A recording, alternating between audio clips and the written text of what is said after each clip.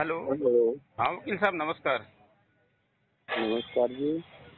वकील साहब मैं आपका एक वीडियो देखा था वकील साहब। हेलो। हाँ जी। आपका एक वीडियो देखा था जिसमें आप जसविंदर जी का वो दे रहे थे कि इनको जो है फंसाया गया था उसमें करौथा कांड में। अच्छा, जो आप कौन बोल रहे हो? मैं राकेश कुमार वर्मा बोल रहा हूँ वकील साहब, बुंदेलखंड से। अच्छा, तो क्या बुंदेलखंड भी मेरी वीडियो पहुंच गई? आपकी वीडियो तो जाने कहाँ कहाँ पहुंची, यूट्यूब ये फेसबुक के माध्यम से तो जाने कहाँ कहाँ आप जानते हैं, आप तो वकील साहब हैं।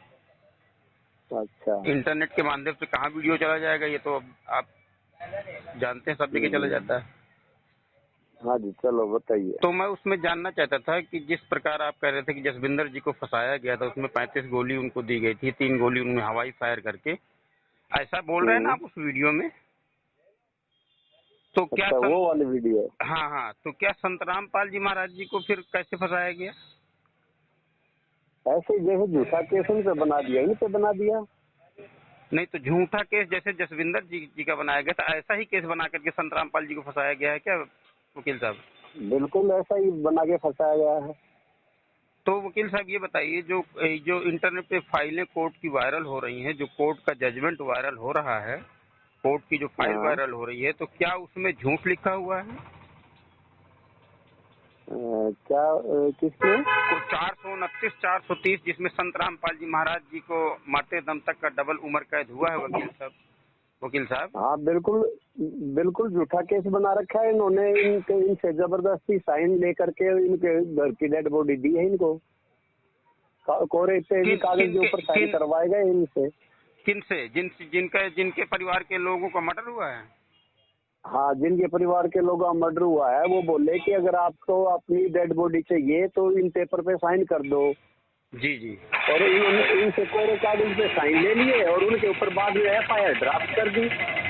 लोग सच्चाई भगत जी, ये रविंदर कोदान जो एडवोकेट है, राष्ट्रीय समाज सेवा समिति का सदस्य भी है, और ये एक नंबर का गुंडा जो अपने आप को चंडीगढ़ हाई कोर्ट का वकील कहता है, ये सरेआम झूठ बोल रहा है कि पुलिस ने सादे कागज में साइन करा लिए और FIR लिखा दी, जबकि थाने में अगर SHO भी आपसे लिखवाता है कोई बात है तो वो कोर्ट में मान्य नहीं होती।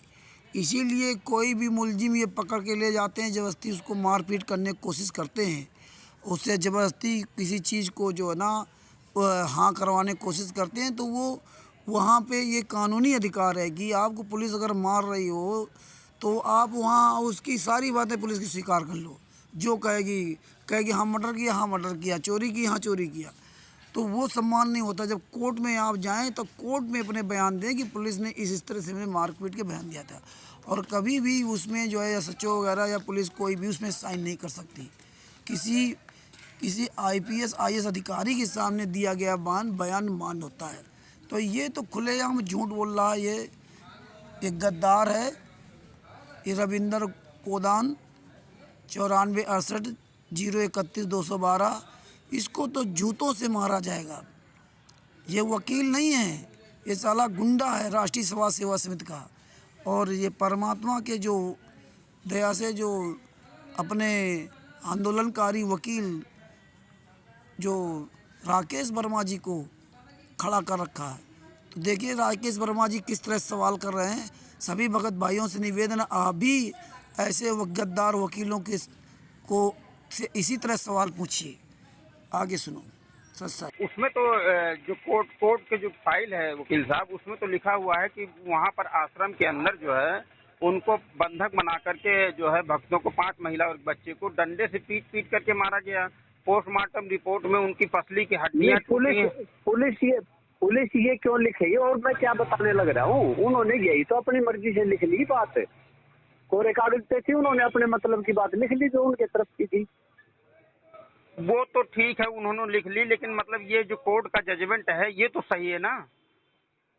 जो कोर्ट का जजमेंट कहाँ सही है? जज भी दिखे हुए हैं। नहीं वकील साहब, पोस्टमार्टम रिपोर्ट थोड़ी ना गलत बता देगी। पोस्टमार्टम रिपोर्ट में तो उनको आया है ना कि इनके खोपड़ी में टाँके लगे हैं और जो है इनके पसलियां टूटी हैं, किसी के कहीं चोट है।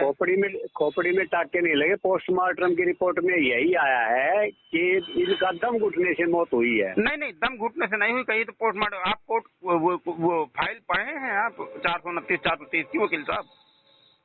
अच्छा, मतलब आप क्या सोचते हो हमने बगैर फाइल पढ़े केस कर दिया, केस वो कर दिया है? नहीं एस्फेक्सिया केस, तो मैं एस्फेक्सिया किस चीज को बोलते हैं उसको आप डिटेल निकालिए एक बार नेट से। नहीं आपसे रविंद्र जी बोल रहे हैं ना, रविंद्र वकील साहब आप? हाँ बिल्कुल, रविंद्र कोडान एडवोकेट बोल रहा हूँ मैं। हाँ, तो मैं ये कह रहा हूँ कि जो कोर्ट की फाइल जजमेंट वायरल हुआ है तो उसमें लिखा है कि इनकी डंडे से मारने से इनकी मृत्यु हुई है। वो मेरे भाई, और मैं क्या बताने लग रहा हूँ, उन्होंने कोरे कागज के ऊपर अपने मतलब की बात लिख ली। वो कोर्ट का जजमेंट पुलिस वालों ने थोड़ी ना लिखा है वकील साहब। वो तो पोस्टमार्टम रिपोर्ट बता रही ना कि उनके डंडे से मारने पीट करके हत्या हुई है। पोस्टमार्टम जज ने तो जब बता दिया, हमारी तरफ का डिसीजन दिया ही नहीं उन्होंने, तो उस तरफ का अच्छा लगा। कोर्ट बायास्ड है, एक तरफ का न्याय कर दिया। और अन्याय जज क्यों होते हैं, यही तो बताइए। नहीं, एक तरफ का न्याय कैसे दे देगा? कोर्ट तो सबूतों और गवाहों पर चलता है। आप भी जानते हैं, आपसे ज्यादा कौन जान सकता है। पोस्टमार्टम रिपोर्ट गलत थोड़ी ना बोलेगी। उसमें तो सब कुछ दिया गया कि 5 उसमें डंडे भी उपलब्ध करवाए गए हैं। कोर्ट की जो फाइल जजमेंट में लिखा हुआ है। मैं और क्या कह रहा हूँ, जजमेंट में गलत लिख दिया जज ने, बताइए क्या करें?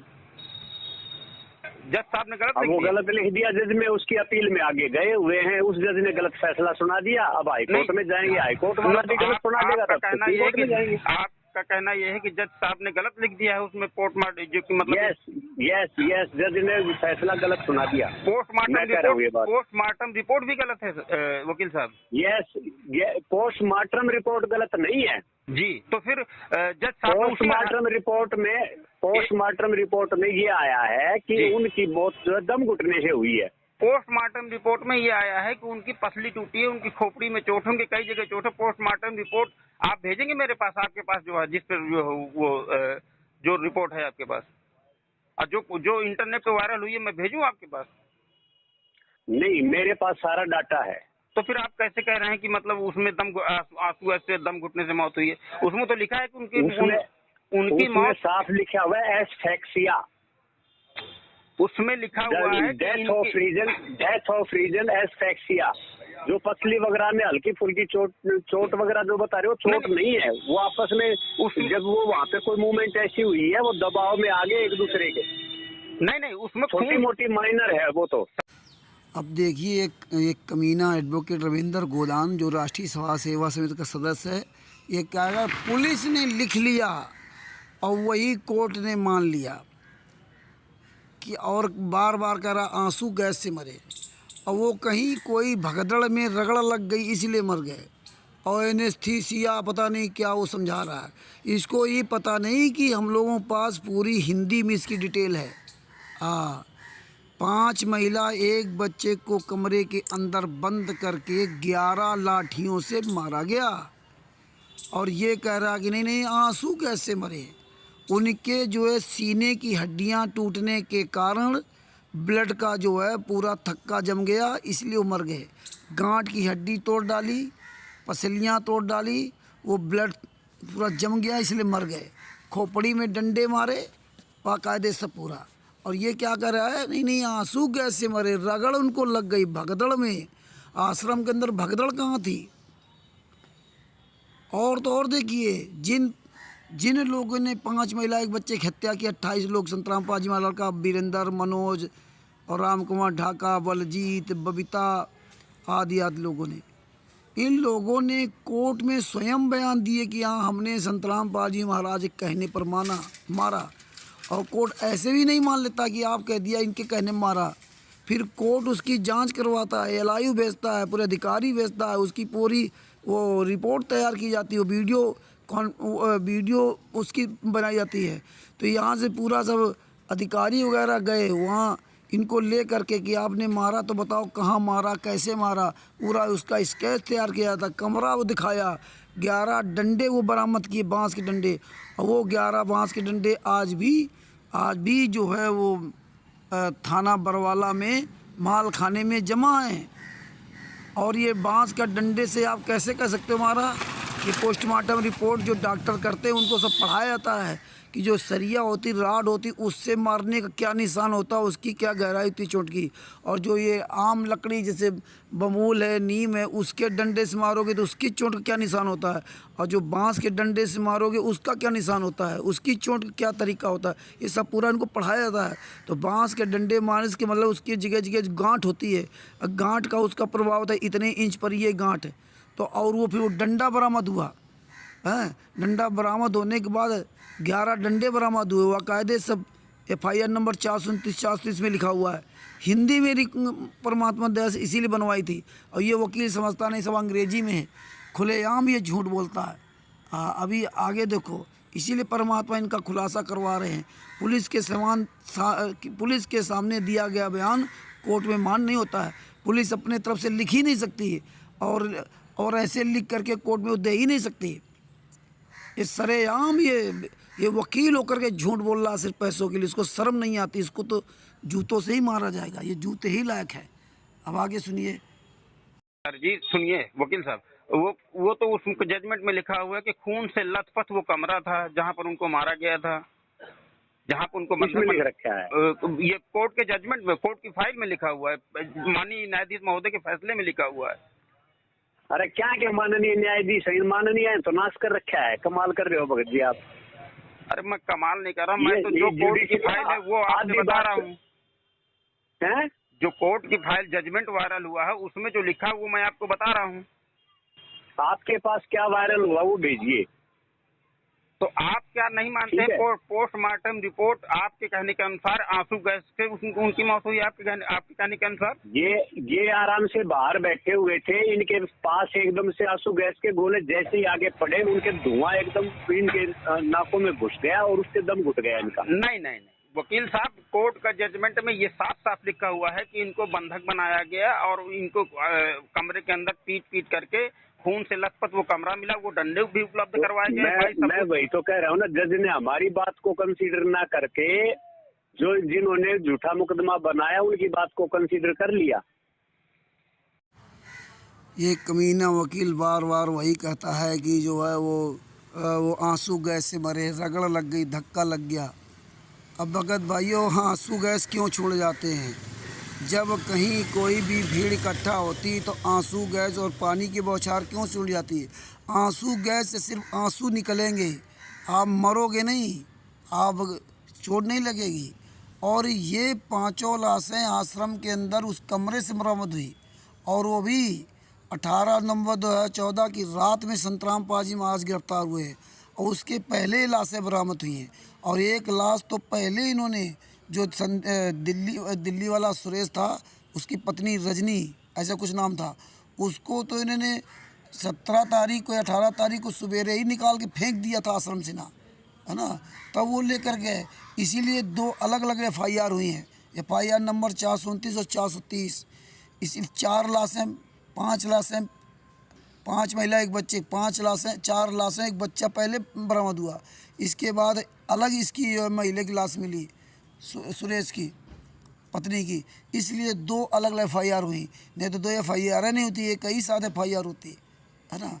तो इस तरह से बांस के डंडे से मारा, उनके सीने की हड्डियां टूटी, जिसमें वो ब्लड जो है ना, जो हार्ट पंप है उसमें सब पूरा ब्लड भर गया, नस जो खून की नसें थी वो फट गई। वो पूरा पोस्टमार्टम रिपोर्ट है।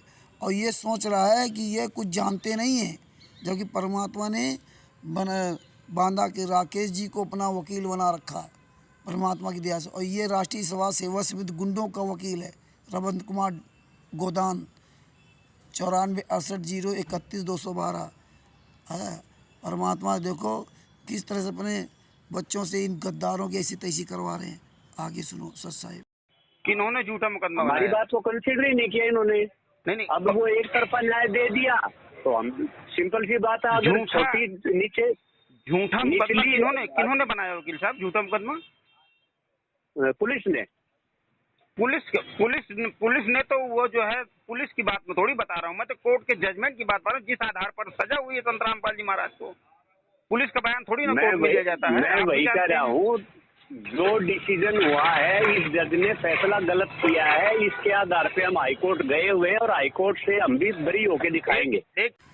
अब देखिए, जब संत रामपाल जी महाराज के आंदोलनकारी वकील राजेश वर्मा जो है राकेश वर्मा जी ने इस गद्दार राष्ट्रीय समाज सेवा समिति के गुंडे वकील रविंद्र गोदान 9468-031-212 से सवाल किया कि ये बताइए वकील साहब कि जब 29 लोगों को सजा हुई 429 430 में 29 लोगों को सजा हुई है, तो उसमें 28 लोगों को बेल हो गई, 28 लोगों को जमानत हो गई, तो संत रामपाल जी की जमानत क्यों नहीं हुई वकील साहब? वो जज नहीं दे रहा, जज की मर्जी। नहीं तो हमने चार दफा जमानत लगा ली। वकील साहब उनको फिर कैसे दे दिया? जो 28 लोग है, केस तो सब पर बराबर लगा हुआ था ना।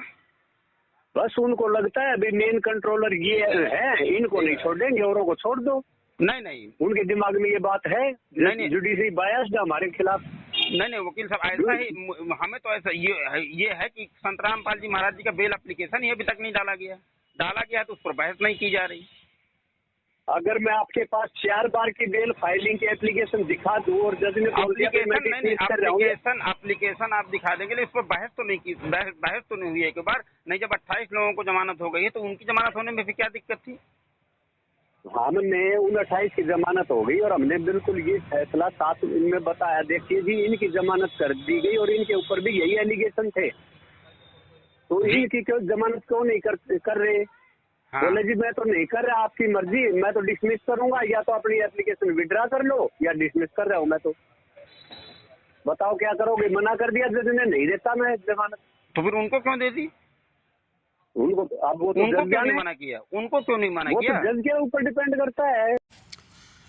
जब बांदा के राकेश वर्मा जी ने इससे सवाल किया कि 29 लोगों को जो है संत रामपाल जी महाशय 29 लोगों को जब सजा हुई तो 28 लोगों को जमानत के दे दी और संत रामपाल जी महाराज को क्यों नहीं जमानत मिली, तब ये क्या कह रहा है कि वो जज कह रहा है कि हम संत रामपाल जी महाराज को जमानत नहीं देंगे, 28 लोगों को जमानत दे देंगे, यानी कि जिन्होंने हत्याएं की उनको जमानत दे दिया और जिन्होंने हत्या नहीं उसको जमानत नहीं देंगे।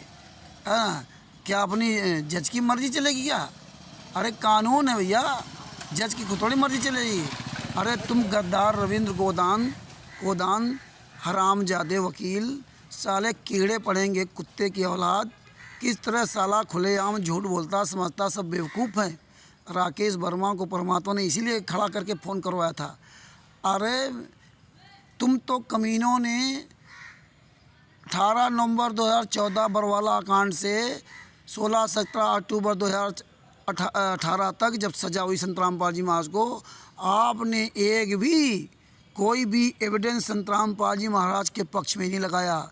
आपके 12 वकील आप तारीख पे तारीख लेते रहे, जज आपको हड़काता रहा, आप तारीख पे तारीख लेते रहे और अपने इन गुंडों के द्वारा 28 गुंडों के द्वारा संत रामपाल जी महाराज के खिलाफ बयान दिलवा दिया और उन्होंने पहले ही प्लानिंग के तहत ये वकीलों ने ही मरवाया था 5 महिला के बच्चे को, और इसलिए उनको जमानत दे दी जिन्होंने 5 महिला के बच्चे की हत्या की।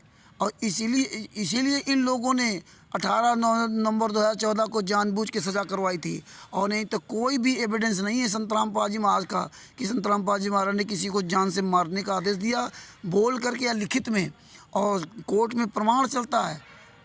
तो फिर सज़ा क्यों हुई? सज़ा इसलिए हुई कि संत रामपाल जी महाराज के घर परिवार के थे। संत रामपाल जी महाराज लड़का मनोज, वीरेंद्र सबसे बड़ा है वीरेंद्र, छोटा मनोज, संत रामपाल जी महाराज का भाई संत रामपाल जी बहन राजबाला, बहनोई कृष्णा, भांजा जोगिंदर, ये सब उनके रिश्ते नातेदार सब ने बयान दिया। तो ये ब्लड रिलेशन होने के नाते और इन्होंने संत रामपाल जी महाराज के पक्ष में कोई सबूत नहीं दिया, इसलिए सज़ा सुनाई गई। नहीं तो संत रामपाल जी महाराज को सज़ा है ही नहीं। संत रामपाल जी महाराज का कोई दोष ही नहीं है। संत रामपाल जी महाराज की तरफ से संत रामपाल जी महाराज का कोई हाथ ही नहीं है, वो तो क्लियर कोर्ट में हो गया। और ये कैसे चूतिया बना रहा है कि हम हाई कोर्ट जाएंगे, सुप्रीम कोर्ट जाएंगे। अरे आज 2024 चल रहा है, 2018 में सज़ा हुई, आज 2024 चल रहा है, 6-7 साल हो गए। आज तक आप कोर्ट में वहाँ फाइल भी नहीं लगाई, जबकि जज ने, हिसार कोर्ट के जज ने उसमें ये दे दिया था कि भाई आप हाई कोर्ट जाइए, वहाँ बाइज्जत बरी हो जाएंगे। यहाँ तो तुम्हारे वकील कोई तुम्हारे लिए काम ही नहीं कर रहे हैं, ये इतने हराम जाते हैं, संतराम पाल जी महाराज के लिए काम ही नहीं कर रहे हैं। तो उन्होंने जगह छोड़ दी थी कि आप हाई कोर्ट जाइए वहाँ, और आज तक ही हाई कोर्ट नहीं गए। झूठ बोल रहा कि मैंने 4 बार संतराम पाल जी महाराज के लिए बेल लगाई। आपने तो केस लड़ा, और बेल क्यों लगाओगे? बेल तुमने लगाई जब दबाव पड़ता था भक्तों का, जब शशिभूषण जी वीडियो डाल कर सच्चाई बताते थे, तब तुमने बेल के लिए एप्लीकेशन लगाई, और 1 साल 1.5 साल तक पेंडिंग रखा, और आपने बहस नहीं की। तब जाके मजबूरी में कोर्ट ने, हाई कोर्ट ने सस्पेंड किया, है ना, तब उसको रिजेक्ट किया है। और इस तरह ये रिजेक्ट करवाते रहे। और यहाँ ये कमीना जानता है कि मैं बहुत बड़ा होशियार हूँ, इसको पता नहीं कि राकेश वर्मा को संतराम पाल जी महाराज ने खड़ा किया है, और तुम राष्ट्रीय समाज सेवा समिति के गुंडे हो। तो इस तरह से परमात्मा एक एक चीज़ को क्लियर करवा रहे हैं। अब आगे सुनिए। इनकी मर्जी है। अरे ऐसा नहीं है वकील साहब, केस बराबर सब पर लगा है, सबको उसी केस पर सजा हुई है। और 28 लोगों को जज साहब ने जमानत मंजूर कर ली, और संतराम पाल जी महाराज की जमानत नहीं मंजूर की। ऐसा कैसे हो जाएगा? राकेश जी, हमें भी इस बात का बिल्कुल दर्द है कि भाई उनको जमानत दे दी तो यही ग्राउंड उनके ऊपर है। हाँ, तो फिर संतराम पाल जी महाराज जी की जमानत क्यों नहीं? तो 10 साल से तो वो जेल में सजा काट रहे हैं। वही मैं कह रहा हूँ, जब जज नहीं मान रहे, हमने 4 दफा जमानत लगा ली। 4 दफा वकील साहब 28 लोगों के लिए जज क्यों मान गए? जब 28 लोगों के लिए जज मान सकते हैं, तो संतराम पाल जी महाराज जी के लिए जज साहब क्यों नहीं मानेंगे? अब की बार जिस दिन एप्लीकेशन लगेगी ना, आपका नंबर मैं रखूंगा और आपको बताऊँ, आप आइए कोर्ट में, ठीक है? और आपको बहस सुनाएंगे वहाँ पे बैठ के आराम से, और देखना और जज कैसे मना कर देता है। वकील साहब आपके आने का प्रभाव पड़ जाए वहाँ पे, वकील साहब मान जाए, आप खड़े होकर बोलना कि जेल की सजा कर दी। वकील साहब आप बताएंगे कि अभी को क्यों नहीं देते? अभी वकील साहब बताएंगे कि अभी कौन सी तारीख लगी है गुरु जी की जमानत वाले केस में? अभी कोई हफ्ता 10 दिन पहले ही जमानत लगाई थी गुरु जी की, और जज ने मना कर दिया, बोला भी मैं इसको डिसाइड कर रहा हूँ, आप उठाना चाहते हो तो इसको उठा लो। नहीं, किस तारीख लग रहा है। तारीख बताइए, किस तारीख को? अब कौन सी बेल एप्लीकेशन अगर फाइल हुआ है तो कौन सी तारीख है? अभी मेरे पास, हाँ तारीख मेरे पास अभी है नहीं, मैं बता दूंगा। तो किस तारीख को बेल एप्लीकेशन फाइल हुआ है, ये बताएंगे? अब देखिए, ये एडवोकेट रविंद्र गोदाम राष्ट्रीय समाज सेवा समिति का जो है सदस्य, और एक गुंडा कमीना जिसका मोबाइल नंबर है 9468013212। ये कमीना क्या कर रहा है कि मैंने 4 बार लगाई संतराम पाल जी महाराज की जमानत के लिए, और अभी लगाया 1 हफ्ता पहले, और वो रिजेक्ट कर दिया। उसने कहा मैं जमानत नहीं दूंगा, और आप अपनी एप्लीकेशन उठा लीजिए, नहीं तो मैं रिजेक्ट कर दूंगा। अब बताइए, ये साला इतना कमीना, उसको क्या लेने देना? आप उसमें बहस कीजिए, अपने सबूत लगाइए। कह रहा मैं रिजेक्ट कर दूंगा, इसलिए मैं फाइल ले लिया। और जब डेट पूछा तो कह रहा मैं अभी बाहर हूँ। इसको और सब याद है, पोस्टमार्टम रिपोर्ट सबको याद है, लेकिन वो तारीख नहीं याद है किस तारीख को ये हुआ। और अभी आगे झूठ बोलेगा, फिर कहेगा कि मैं बता रहा हूँ, तारीख फिर भी नहीं बताएगा, हैं? क्योंकि अब ये सब जूते के भूखे हैं, इसीलिए इन पर हम जूता चलाते हैं। और जूता ही चलाओ। ये साले इतने कमीने लोग हैं, पैसे के लिए अपना ईमान बेच दिया, है ना। एक बूढ़े बुजुर्ग आदमी को सजा करवा दी इन कमीनों ने, और फिर आगे कहेगा राष्ट्रीय समाज सेवा समिति के बारे में जानते ही नहीं है। अभी देखते जाओ, परमात्मा इसका एक एक खुलासा करवा रहे हैं। साहिब किस तारीख को बेल एप्लीकेशन फाइल हुई थी, और उसमें वो डिसमिस करने लग रहा था, तो अगर डिसमिस कर देता है। किस तारीख को बेल एप्लीकेशन फाइल हुआ है, आप बताएंगे वकील साहब? एग्जैक्टली कोई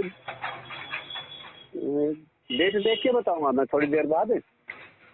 वकील साहब इतना तो याद रहता है ना, इतना केस है आपका। अरे यार कमाल है ये केस। अरे कमाल किस बात का वकील साहब? इतना तो आप बता ही सकते हैं कि इस तारीख को हमने फाइल किया है बेल एप्लीकेशन।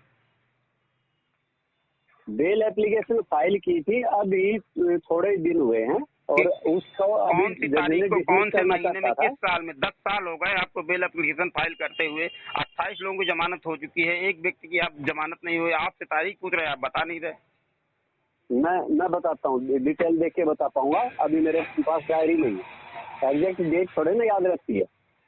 क्यों नहीं याद रहती वकील साहब? आप बताइए, सब कुछ याद रहता है। आप ये कहिए, आप बताना नहीं चाहते, आप वो आपकी मर्जी है। क्या कहना चाहते हो आप? नहीं, मैं ये कहना एक मिनट चाहता हूँ होल्ड कि करना। जब 28 लोगों का जमानत हो गया है और एक वही केस उन पर लगा हुआ है, वही सब पर बराबर धाराएं लगी हुई हैं। 28 लोगों की जमानत हो जाती है और एक व्यक्ति की जमानत नहीं होती है। ऐसा थोड़ी होता है। हेलो। संत रामपाल महाराज के आंदोलनकारी वकील राकेश वर्मा जी ने पूछा इससे राष्ट्रीय सेवा समिति का सदस्य और एक गुंडा एडवोकेट रविंद्र गोदान, एक कमीने के औलाद से, जिसका 94 68 0 31 212 मोबाइल नंबर है, इससे सवाल किया कि ये तारीख बताओ, तो तारीख इसको याद नहीं है। तारीख कहाँ याद, ऐसे को थोड़ी याद रहती है, डायरी में देख के बताऊँ। और सब कुछ इसको याद है। ये हाई कोर्ट का वकील है, हाई कोर्ट की बात हो रही है, ये हिसार कोर्ट की बात नहीं हो रही है, हाई कोर्ट की। हाई कोर्ट जमानत नहीं दे रहा है ना। ये देखिए, तारीख नहीं बताएगा, इसको तारीख पता नहीं है। और पहले कह रहा मैं बाहर हूँ, अब देखो बीच में आवाज़ बंद कर दिया। अभी देखो फिर सोच करके बताएगा। फिर वो वीरेंद्र का पता नहीं क्या CNR नंबर, केस नंबर बताना शुरू करेगा। लेकिन संत रामपाल जी महाराज की जो लगाई थी तारीख वो नहीं बताएगा। अरे रविंद्र गोदान दोगले की औलाद, हम सब तारीख का पूरा निकाल के चिट्ठा रखे हैं। हम तो तेरे गंदे मुख से ही सुनना चाहते थे कि तू कितना झूठ बोलेगा।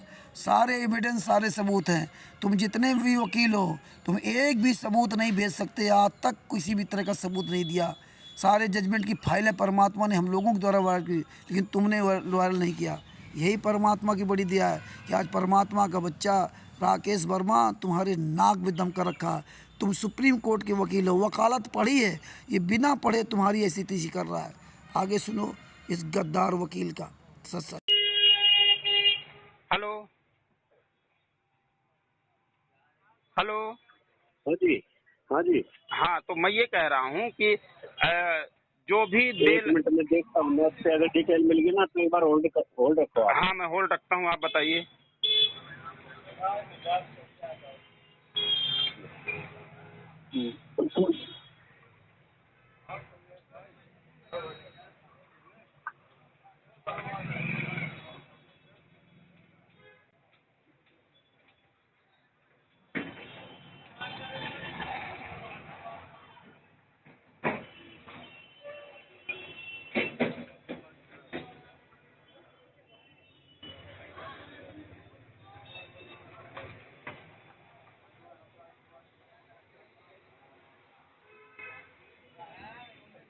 नोट कीजिए केस नंबर। जी। हेलो। हाँ, बताएं। ये है CRM। TRM। हाँ जी। हाँ। 29 233 2024। 29 233 2024। हाँ जी। ये तो अपनी अपील लगी हुई है। अच्छा, और ये इसकी हाँ तारीख जी। कब है? अभी तारीख भी बताता हूँ।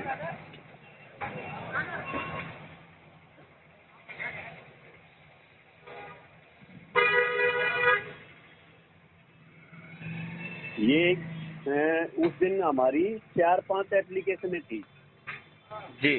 तो ये हाई कोर्ट में पड़ी हुई है ना सर जी? हाँ, हाई कोर्ट में पड़ी हुई है। एक जो विजेंद्र जिसके बारे में बताने लग रहे हैं ना, हाँ। आप, मेरे को ये सारा पता है। आप किस वे में बात कर रहे हो और कैसे आप ये सोच रहे हो, मैं आपको एग्जैक्ट इन्फॉर्मेशन दे रहा हूँ ताकि आप भी मिसगाइड ना रहो और किसी को मिसगाइड ना कर सको। एक ये जो एक्ट विजेंद्र नहीं है, हाँ। जिसकी बात चल रही थी, इसका ये तो 2006 का मैटर था जिसमें वो गोलियां चलाई थी। हाँ। और बाद में क्या किया, ये जो 2014 में जो मैटर था उस टाइम पे ये तो ड्यूटी पे था। हाँ। ड्यूटी पे रहते हुए उठा लिया इसको, ये जो है ना आश्रम में गोलियां चलाने लग रहा था, जबकि इसकी अरेस्टिंग सारी वहां से है और फिर भी इसकी वो डिसमिस कर दी एप्लीकेशन। तो आप इसकी तारीख बताइए जब सब जरा वो वकील साहब इसकी तारीख बताइए आप जो अभी इनकी तारीख आप नेट से खुद भी निकाल सकते हो। जब आप ये MLR रिपोर्ट पढ़ सकते हो ना, हाँ। तो नेट पे सारी तारीखें लिखी हुई है, जब ये केस नंबर डालोगे सब निकल आएगा, पूरी डिटेल, कब क्या तारीख लगी थी क्या नहीं। तो आप नहीं पूरा बता हवाला आ जाएगा। आप नहीं बता पाएंगे कब ये एप्लीकेशन फाइल हुआ है? अब उसमें पूरी डिटेल आएगी, फाइलिंग वगैरह बहुत लंबी चौड़ी डायरी होती है भाई। केस नंबर बता दिया, आप स्टडी करो खुद इतनी, अगर आप इंटरेस्ट लेना चाहते हो तो। इतना टाइम नहीं होता, काम और भी है। वो तो मैं समझता हूँ। अब देखो, ये है परमात्मा के आंदोलनकारी वकील राकेश वर्मा जी, बांदा जिला के। ये बार बार इससे पूछ रहे हैं, जो राष्ट्रीय समाज सेवा समिति का गुंडा एडवोकेट, जो अपने आप को हाई कोर्ट चंडीगढ़ का वकील कहता है, रविंद्र कुमार गोदान, 94/68/031/212। इस कमीने से तारीख पूछ रहे हैं तो तारीख नहीं बता रहा। विजेंदर का केस नंबर पता नहीं क्या फर्जी TRM करके 29-29 बता रहा है, लेकिन तारीख नहीं बता रहा। बताइए, तारीख बताने के लिए वो लंबी फाइल देखनी पड़ेगी, हैं, और इतना टाइम नहीं होता। बताइए, हैं, इसको तारीख बताने के लिए सामने पहले बोला मैं बाहर हूँ, और अब ये सब देख भी रहा डायरी से ना, और तारीख नहीं दिखाई दे रही इसको, क्योंकि इसको पता है ये बताएगा कहाँ से, क्योंकि ये जानता है कि ये जो राकेश वर्मा है ये भी कोई पहुंचा हुआ व्यक्ति है। और उससे कहता तुम ऑनलाइन तारीख देख लो। ऑनलाइन तारीख आप देख लीजिए, आपको सब पता है। ये समझ रहा है, ये सब इनको पता है। ऑनलाइन तारीख लो, साले हम तो सब देख ले, हमें तो सब पता है। हम तो तेरे साले राष्ट्रीय समाज सेवा समिति गुंडे वकील, ये साला रविंदर गोदान हरियाणा का वकील, तेरे साले कमीने गंदे मुंह से सुनना चाहते थे। साले जूते से मारे जाओगे, जूते से, दोगले की औलाद। परमात्मा ने, संतराम पाजी महाराज ने अपने बच्चों को तुम जैसे वकीलों का बाप बना रखा है।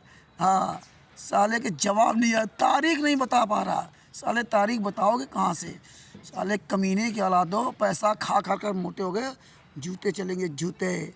साले जूते के भूखे हो, तुम वकील नहीं हो, तुम साले जूता खोर कमीने की औलाद हो। इसीलिए हम साले तुमको जूता लेके बात करता हूँ। आगे सुनो, परमात्मा की दया। आपके पास काम और भी है, लेकिन जब जानकारी आपको, आप जब संबंधित है तो आपको पूछा जाएगा। जो विजेंद्र का केस है वो नोट करो। वो ठीक है, वो हम नोट कर लेंगे, उसकी कोई बात नहीं है। आप इसकी तारीख बताइए जिसकी मैं पूछ रहा हूँ। इसकी तारीख आप नेट पे सर्च करोगे, मिल जाएगी।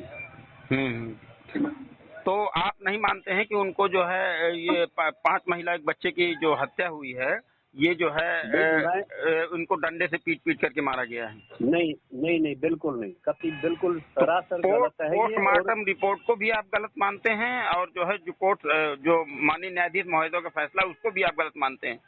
पोस्टमार्टम रिपोर्ट गलत नहीं है। पोस्टमार्टम रिपोर्ट में तो स्पष्ट लिखा हुआ है कि उनकी डंडे से पीट पीट करके हत्या की गई है। नहीं नहीं, वो ऐसा भी हो सकता है, भीड़ ज्यादा और भगदड़ मचती हो, किसी के पैर के नीचे आ गया हो कोई। नहीं नहीं, उसमें तो वकील साहब 5 डंडे उपलब्ध करवाए गए हैं न्यायाधीश महोदय के सामने। भाई मैं सच साहब जी, अब बताइए, अब इस रविंद्र गोदान के कितने जूते मारे जाएं? ये साला कुत्ता कहता है कि वो जो है जज ने गलत फैसला सुना दिया, वो 5 महिला एक बच्चे की हत्या डंडे मारने से नहीं हुई है।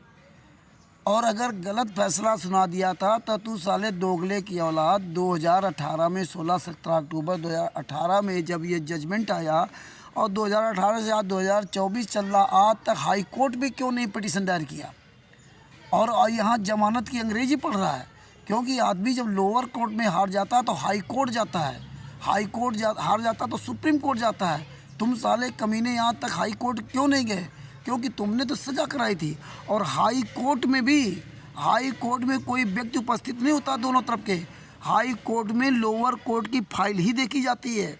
हाई कोर्ट में लोअर कोर्ट की फाइल ही उसमें चेक की जाती है। और लोअर कोर्ट ने अगर सज़ा सुना दी तो लोअर कोर्ट का मान रहेगा जब तक आप हाई कोर्ट नहीं जाओगे। हाई कोर्ट में मुकदमा लगाइए, हाई कोर्ट में केस लड़िए, और यही फाइल वहाँ देखी जाएगी। वहाँ कोई गवाह सबूत द्वारा गुजारा नहीं जाता है ना। वहाँ तो बहस होती है, आप सारे एविडेंस प्रस्तुत कीजिए, वो काम नहीं। और ये यहाँ किस तरह से खुलेआम झूठ बोल रहा है।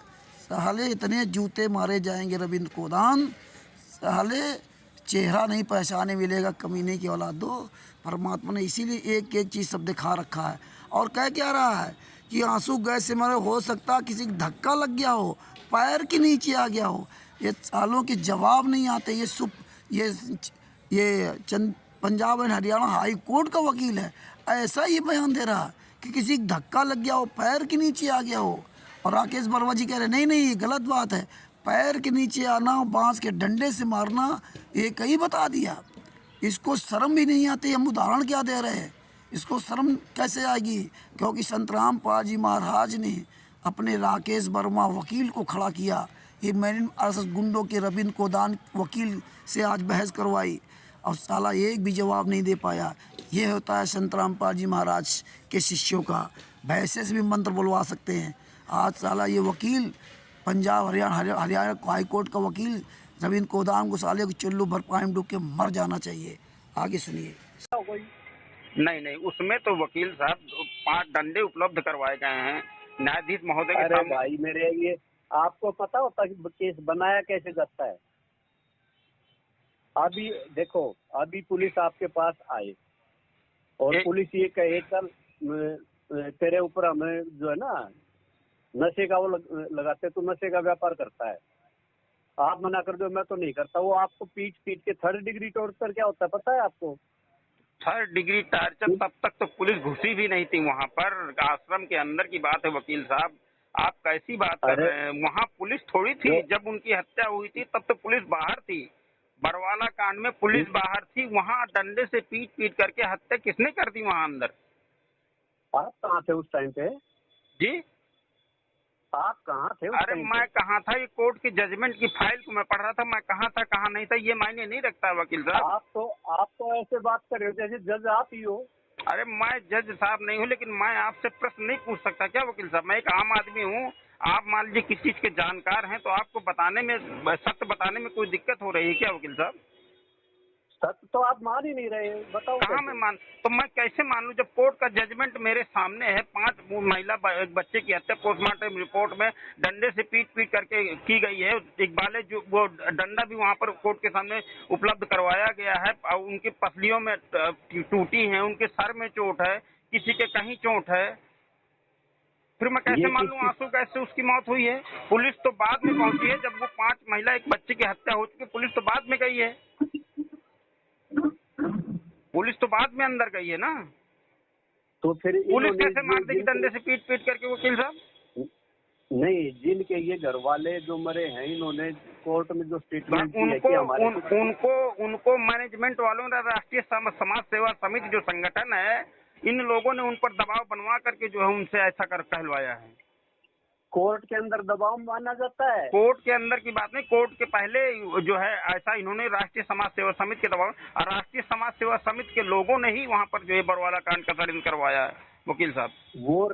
वो राष्ट्रीय समाज सेवा समिति वाले जानते हैं क्या दबाव दिया? हम तो कोर्ट के अंदर जो स्टेटमेंट दी है उसने उसके ऊपर काम करेंगे। अगले ने बता दिया कि जी हमारे को डेड बॉडी तब देने के लिए बोला था कि इन कागज पे साइन करो तो डेड बॉडी ले जाओ। उन्होंने वहाँ पे स्टेटमेंट दे रखी है कि पूरे कागज पे साइन कराए थे। सच साहब जी देखो ना, तो इसलिए कोई वो गुरुजी के जो है जमानत की तारीख बताई, और ना तो ये लोअर कोर्ट से हाई कोर्ट गए। आज 6 साल हो गए। हाँ, वहाँ हाई कोर्ट नहीं गए। इनका वकील JK कक्कड़ और MS नैन और वो AP सिंह दोगले के औलाद, सब कहते थे हाई कोर्ट जाऊँगा, हाई कोर्ट जाऊँगा। हाई कोर्ट जाओगे कैसे? कौन मुँह लेके जाओगे? तुम दोगले के औलाद हो, कौन मुँह के लेके जाओगे?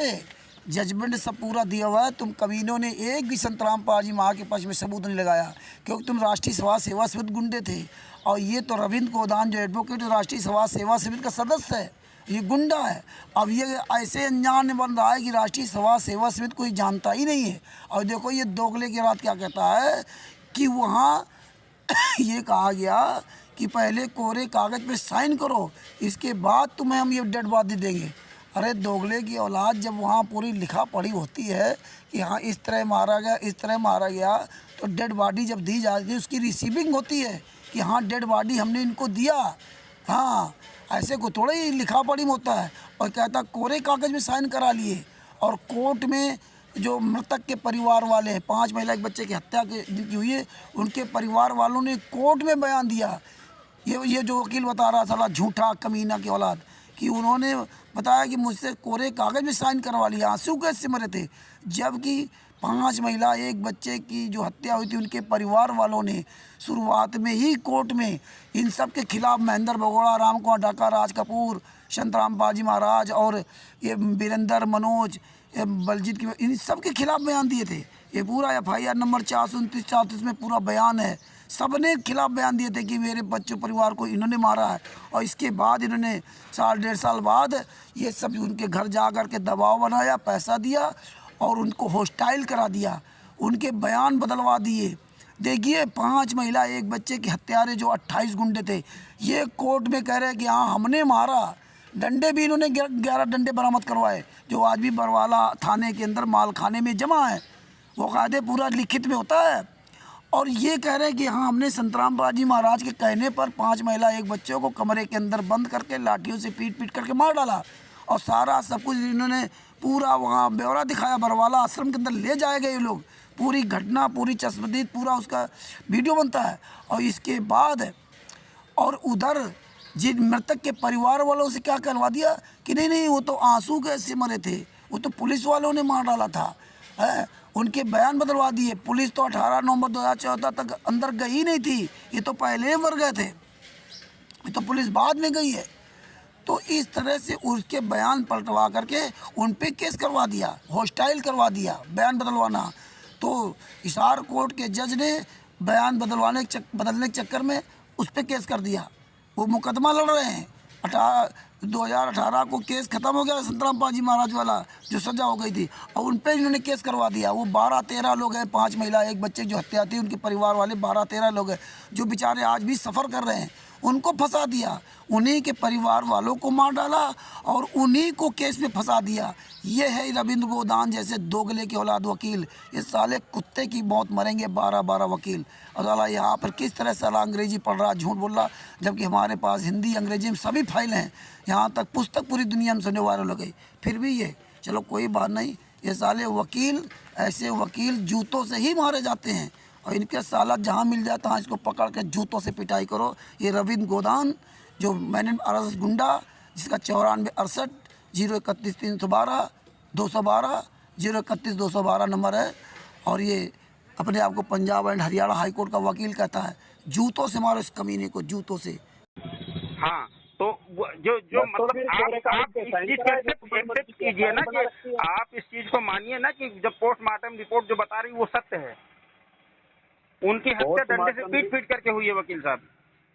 नहीं, मैं एज एडवोकेट बताता हूँ। जो पोस्टमार्टम की रिपोर्ट में जो डिटेल निकल के आई है, उसमें पूछा जाता है अभी ये चोट, डॉक्टर का भी एग्जामिन होता है साथ साथ, कि जो आपने ये चोटें दिखाई हैं, क्या ये चोट मतलब ऐसे भी हो सकती है भाई, मतलब वहाँ पे कोई भगदड़ मच गई हो, किसी के दबाव में आ गया हो? बोला जी भगदड़ का नहीं है, भगदड़ का नहीं है, उसमें पीटना है, उसमें पीट करके उसमें मारा गया है, उनको खून मिला है वहाँ पर वकील साहब। बकायदे सब कुछ तो जांच होती है वकील साहब। पोस्टमार्टम में ये आया कि डंडे से पीटा गया है। पोस्टमार्टम में ये आया है कि उनकी पसली टूटी है, उनके सिर में चोट है, उनके सिर में फटे हैं, कहीं किसी के टांटे लोग इंजर्ड हुए हैं। उसमें इतनी बात आई ना, तो पसली कैसे टूटी है ये आप कैसे डिसाइड कर रहे हो? भी डंडे से टूट गई? नहीं, डंडे वहाँ पर उपलब्ध हुए हैं, डंडे वहाँ पर उपलब्ध हुए हैं, माननीय न्यायाधीश महोदय के सामने डंडे उपलब्ध करवाए गए हैं। सच भगत जी, ये कितना बेशरम वकील है, ये कितना कमीना वकील है रविंद्र गोदान। साला मैंने RSS गुंडा, अरे साले तुझको परमात्मा का बच्चा, बांदा जिला का राकेश वर्मा तेरी ऐसी तैसी कर देगा, तेरे साले नाक में नकेल डाल दिया है। देखो कैसे कह रहा है कि वो भगदड़ में गिर गए तो उनके चोट आ गई। डॉक्टर कैसे जान सकता है? राकेश वर्मा जी ने कहा कि उनके पसलियों में चोट थी और हड्डियां टूटी थी, इसलिए जो है ना वो डॉक्टर बताया। बोले हाँ ये बात कहो ना, डॉक्टर कैसे जान सकता है डंडे से मारा? डॉक्टर का भी एग्जामिन हुआ था कोर्ट में, लेकिन डॉक्टर जब कोर्ट में जब डॉक्टर का एग्जामिन हुआ तो डॉक्टर जो होता है, जो पोस्टमार्टम रिपोर्ट तैयार करने वाला, उसको इसी बात की पढ़ाई की जाती है, पढ़ाई करवाई जाती है, वो इसी बात की उसको उसमें मतलब वो माहिर होता है जो पोस्टमार्टम रिपोर्ट तैयार करता है कि ये बांस के ये राड से, लोहे की राड से इसके मारी गई, चोट मारी गई है, या किसी बमूल या नीम के या बरगद के डंडे से मारा गया, या बांस के डंडे से मारा गया।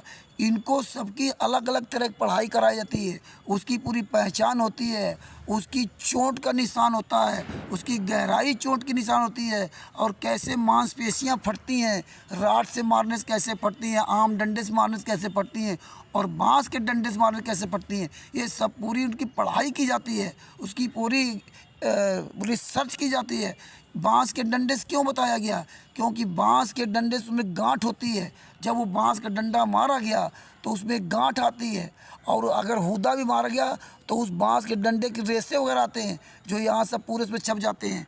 तो इस तरह से उन्होंने बताया कि बांस के डंडे से इसको मारा गया। जब बांस के डंडे से मारा गया और इसकी पूरी रिपोर्ट जब डॉक्टर ने तैयार करके दी कोर्ट में, तब कोर्ट में सवाल किया गया, तब इन्होंने कोर्ट में स्वीकार किया कि हाँ, हमने बांस के डंडे से मारा। जब वो बताया गया कि बांस के डंडे से इनकी मौतें हुई हैं, सीने की हड्डियां टूटी थी, जिसके हड्डियां टूटने की वजह से जो ब्लड की जो नसें थी वो फट गई, अंदर खून का थक्का जम गया, इसमें मस्तिष्क में मारा गया डंडा तो वहाँ नसें फट गई, तो वहाँ खून का थक्का जम गया, एक गांठ मारा गया तो गांठ में अंदर जो है, तो इस तरह से वो लोग मरे। तो ये पूरी रिपोर्ट देता है डॉक्टर का पूरा एग्जामिन होता है। ऐसा को थोड़ी हवम बात करता था। जब उसने बताया कि ये बांस के डंडे से मारा गया, तब कोर्ट ने इनसे सवाल किया 28 गुंडों ने, तब 28 गुंडों ने कहा कि हाँ, हमने मारा। और ये कहता है कि ये तो मुलजिम से थोड़ी पूछा जाएगा, वो तो गवाह होते दूसरे, उनसे पूछा गया। अरे जिसने मारा उससे पूछा जाएगा तुमने कैसे मारा, कैसे नहीं मारा। तब इन्होंने बताया कि हाँ, हमने इनको कमरे के अंदर बंद करके बांस के डंडे से पीट के मारा। बलजीत की बेटी बबीता, वीरेंद्र, मनोज, राम कुमार ढाका, संतराम पाजी माँ की बहन राजबाला, बहनोई कृष्णा, भांजा जोगिंदर, जितने ये थे, पुरुषोत्तम सैनी, राज कपूर, राजेंद्र, ये सब गुंडों ने, महेंद्र भगोड़ा आदि सब गुंडों ने स्वीकार किया। और तब उसकी पूरी जांच हुई, तब ये जाके बरवाला आश्रम में सब अधिकारी इनको लेकर गए, वहाँ पूरा स्केच तैयार किया कहाँ डंडा छुपाए थे। जहाँ डंडा छुपाए तो वो डंडा 11 डंडा इन लोगों ने बरामद करवाए, 11 डंडा बरामद कराए जो माल खाने में आज भी जमा है। ये सारा सब कुछ पोस्टमार्टम रिपोर्ट में, सारा सब कुछ FIR नंबर 429-433 में। ये साला कमीना जो है रविंद्र गोदान अपने आप को बड़ा अक्लमंद समझता है। इसको लग रहा होगा कोई ऐसे वैसे आदमी होगा, लेकिन ये साला जानता है कि कोई पढ़ा लिखा व्यक्ति है। क्योंकि आदमी सवाल कहाँ करता है? आज भारत के इतिहास में पढ़े लिखे लोग सवाल कहाँ करते हैं? वो तो कहते हैं हमें क्या लेने देना। ये परमात्मा की बड़ी दया है जो बांदा जिला के राकेश वर्मा को संतराम पाजी महाराज ने अपना वकील बना करके राष्ट्रीय समाज सेवा समिति गुंडे के वकील की नाक भी दम कर दिया है। एक साइकिल, एक छोटी सी दुकान चलाने वाला, बिल्डिंग करने वाला व्यक्ति, एक पढ़ा लिखा, एक वकील, चंडीगढ़ हाई कोर्ट का वकील की ऐसी तैसी कर रखी, Punjab and Haryana high court का रविंद्र गोदान को साले को जो है ना ज्ञान रूपी जूता मार मार के साले इसकी चांद गंजी कर दी। आज ये परमात्मा की दया है। आगे सुनिए। डंडे उपलब्ध करवाए गए पुलिस द्वारा, अभी इस डंडे से इसने मार दिया, वो तो इनका स्टेट का तो काम ही है। अरे क्या बताऊं वकील साहब, बताइए। जब वहाँ मेरे को पता है, आप मतलब आपका एसएस जो इन्होंने बना रखी संस्था उसके ऊपर टारगेट है मेन। आपका केस से लेना देना नहीं है। मैंने केस से लेना देना है कि राष्ट्रीय समाज सेवा समिति के लोगों ने ही बरवाला कांड की घटना को अंजाम दिया है। वहाँ पर जो हत्याएं हुई हैं इन्हीं लोगों ने करवाई। हाँ, तो फिर क्या किया जाए? चलो उन्होंने करा दिया तो ये आप मानते हैं कि राष्ट्रीय समाज सेवा समिति के लोगों ने ही षड्यंत्र करके बरवाला कांड की घटना करवाई? मैं तो ये नहीं, मैं कैसे मान लूंगा? मेरे पास तो केस आया है, केस के ग्राउंड देखो। मैं तो आप तो पोस्टमार्टम रिपोर्ट को भी नहीं वकील साहब मान रहे हैं कि मतलब मैं नहीं मानता कि इनकी जो है डंडे से पीट करके हत्या की गई है। इंजर्ड हुए हैं वो लोग, किसी का खून निकल, आंसू गैस से खून थोड़ी ना निकलेगा। नहीं। अब ये रविंद्र गोदान साला एडवोकेट राष्ट्रीय समाज सेवा समिति को इग्नोर कर रहा है, मतलब ये जानता ही नहीं है। जबकि स्वयं राष्ट्रीय समाज सेवा समिति का सदस्य है। ये सोचता है कि राकेश वर्मा जी को पता नहीं, जो मर्जी है बोल दो, साले सब कुछ पता है हमको, तुम राष्ट्रीय समाज सेवा समिति गुंडे हो, जो 51 गुंडे थे। ये सब ऑडियो उन्होंने सुना था राकेश वर्मा जी ने, लेकिन कुछ बातें तुम गद्दार के मुंह से निकलवाना था। साला कमीना राष्ट्रीय समाज सेवा समिति को इग्नोर कर रहा है और इसको सब पता है, लेकिन गुरु जी के केस की तारीख नहीं पता है कि मतलब कब मतलब जमानत के लिए लगाया था, वो तारीख नहीं पता है, लेकिन और सब कुछ को पता है ना। हाँ, इसीलिए आज परमात्मा ने राकेश वर्मा जी से इस पर जूता चलवाया, साले कमीने की ऐसी तैसी करके धर दी। बार बार राकेश वर्मा जी पूछ रहे हैं कि वो आप पोस्टमार्टम रिपोर्ट नहीं मानते हो, आप ये नहीं मानते हो, इसकी ऐसी तैसी करके धर दी। अब आगे सुनो। सच आंसू गैस से तो खून की उल्टियां आती हैं। बिल्कुल, धुआं जो आता है ना अंदर जाएगा, उससे एकदम खून की उल्टियां बाहर आएंगी। और उनको खून की उल्टियां आई हुई है दम घुटने से। अरे रविंदर गोदान एडवोकेट, साले जूता खोर कमीने की औलाद, साला कहता है कि वो आंसू गैस से उनको उल्टियां आ गई। अरे आंसू गैस से आँखों में मिर्ची लगती, जलन लगती तो आंसू आते हैं।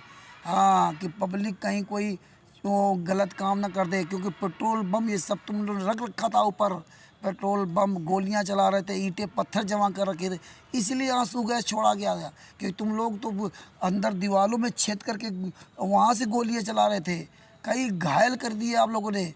100-125 लोग वहाँ घायल हुए थे, और ऊपर थे तुमने जेसीबी फूंक दी है, और पेट्रोल बम पत्थर बाजी सब कुछ कर रहे थे हैं। और इसीलिए आंसू गैस छोड़ा गया था कि तुम लोग गलत इस तरह काम न कर दो। और कह रहा उनके खून की उल्टियाँ आई थी।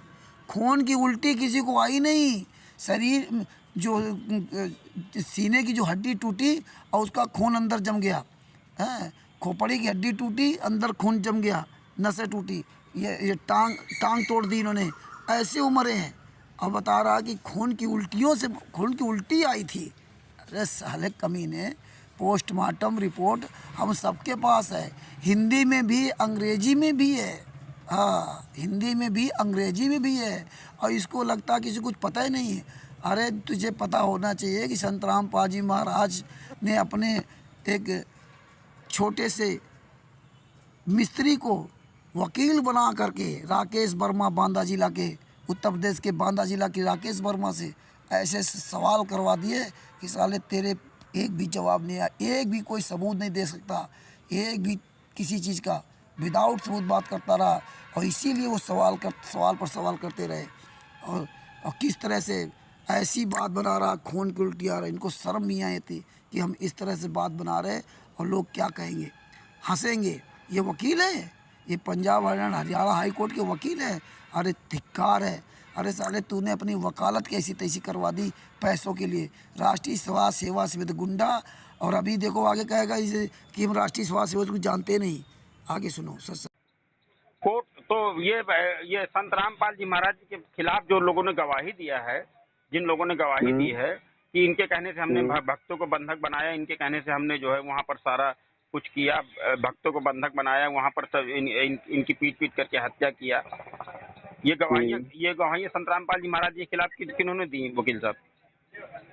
नहीं, ये गवाहियां किसी ने दी है तो उन गवाहियों के भी आपके ऊपर उन्होंने चलो भी जैसा भी झूठा बना या क्या बना, लेकिन ये फैक्ट है कि उनकी जो डेथ हुई है ना वो खून की उल्टियों से दम घुटने से ऐसे हो गई है। दम घुटने से नहीं हुई मौत, उनकी मौत तो डंडे से पीटने से हुई है वकील साहब। पोस्टमार्टम रिपोर्ट इस बात को बता भी रही है। रिपोर्ट में जो चोटें हैं ना वो ऐसी चोटें नहीं कि उनसे आदमी मर जाए, उन्हीं चोटों से मरे हैं, उन्हीं चोटों से मरे हैं। वो तो पोस्टमार्टम रिपोर्ट जो है कह रही है। और ये देखिए Punjab and Haryana high court का ये दोगले के औलाद जूता खोर वकील रविंद्र कोदान 9468013212 ये कमीना कह रहा है कि उनके ऐसे चोटें नहीं लगी, इतनी गहरी चोट नहीं लगी, मतलब ऐसी चोट नहीं लगी जो उस चोट से वो मर जाते।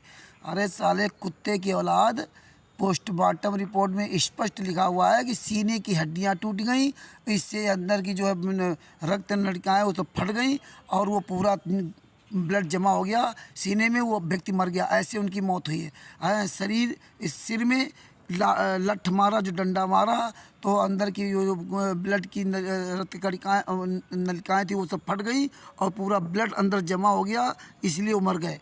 गांठ की उनकी तोड़ दी और उस गांठ की वजह से मर गए। इस तरह से मारा। और साला कहता उनके ऐसे चोटें नहीं लगी थी। अरे साले कुत्ते की औलाद, झूठे साले, बहुत बुरी तरीके मरेगा साले, वंश सहित तेरा नाश होगा साले, बोटी बोटी साले काटा जाएगा। इतना साला खुलेआम साला झूठ बोलता है। ये पूरी दुनिया में फाइल है, हिंदी अंग्रेजी में पूरे वर्ल्ड में फाइल घूम रही। ये सोचता मैं ही बड़ा वकील हूँ।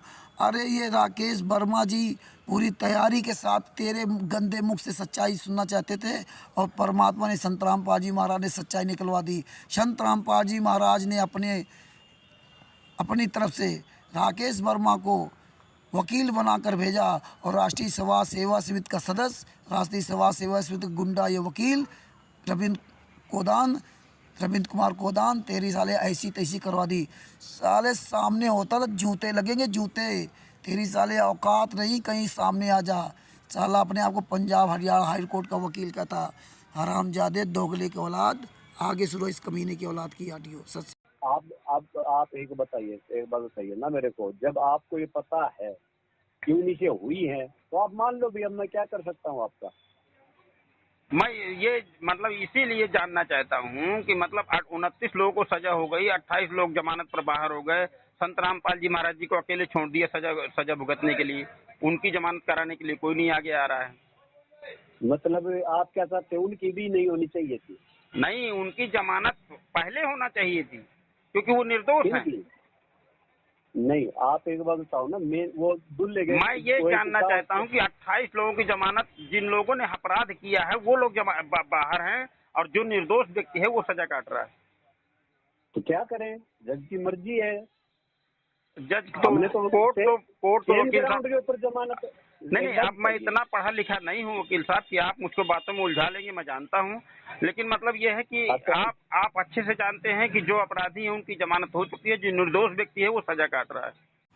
सच समझ। देखिए साला ये रविंद्र गोदान वकील, अरे साले मर जा चुल्लू बरपाइन डोके साले कुत्ते की औलाद। रविंद्र गोदान वकील, राष्ट्रीय सभा सेवा समिति गुंडा और राष्ट्रीय सभा सेवा समिति का सदस्य, हरामजादा कह रहा है कि वकील जज नहीं मान रहा है। 28 गुंडे जिन्होंने 5 महिला 1 बच्चे को मार डाला, उनकी जमानत हो गई। और जो निर्दोष है, जिसका कोई दोष नहीं, जिसका कोई सबूत नहीं, जिसका कोई गवाह नहीं, मतलब कोई सबूत नहीं, गवाह मतलब खुद कुछ नहीं कहा, कोई गैर दूसरा कोई गवाह नहीं, और उसकी जमानत नहीं हुई और कह रहा जज की मर्जी। अरे ये कोर्ट है, ये जज की मर्जी खुद थोड़ी चलेगी। अरे नहीं, जज की मर्जी चलेगी है तो हाई कोर्ट किस लिए पड़ा है? जज जमानत देगा ही नहीं है। देखिए जज तो जमानत देने के लिए तैयार है। ना तो तुमने आज तक केस लगाया, ना आज तक जमानत के लिए लगाया, वापस कर ली है। फिर और इसके बाद जो है वो रिजेक्ट कर दिया है। सालों साल ना बहस करो ना कुछ, और किस तरह साला झूठ बोल रहा, जबकि हम लोगों के पास सारे सबूत हैं। परमात्मा के जैसे एक एक सबूत, एक एक तारीख का, किस तारीख को क्या हो रहा, सारे एविडेंस है, हम लोग निकाल के देख रहे हैं। और फिर भी साला जो है अपने आप को बड़ा होशियार समझता है। खाला का घर है क्या जज का है? 28 और बता रहा उनको दे दी जमानत। उनको क्यों दे दी जमानत? तो संत रामपाल जी महाराज को मिलना चाहिए। इन 28 गुंडों को जेल के अंदर सड़ना चाहिए था, जिन्होंने हत्याएं की। हत्यारे बाहर, और बता रहा जज ने ऐसा कर दिया, जज को बदनाम कर रहे हैं। साले जूते चलेंगे, जूते कमीने की औलाद हो, जूते। जज को क्या लेना देना? आगे सुनिए। सच अब क्या कर सकते हैं, वही तो मैं कह रहा हूँ। सजा तो उनको भी हुई है, 29 की भी। नहीं, उनको सजा, मैं मानता हूँ वकील साहब, उनको सजा हुई है, लेकिन उनकी जमानत क्यों हो गई वकील साहब? उनकी जमानत हो गई, संत रामपाल जी महाराज जी की जमानत नहीं हुई।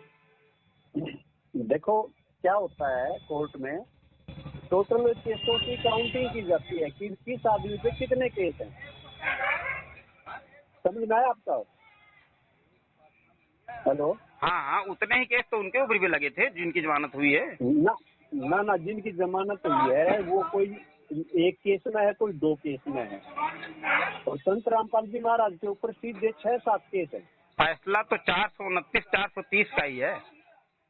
फैसला 429-430 का है। हाँ, लेकिन तो 429 एक मिनट वकील साहब, मैं बता रहा हूँ कि 429 430 का जो फैसला 2 ही केस पर डबल उम्र कैद हुआ है, गुरुजी सहित, संत रामपाल जी महाराज सहित।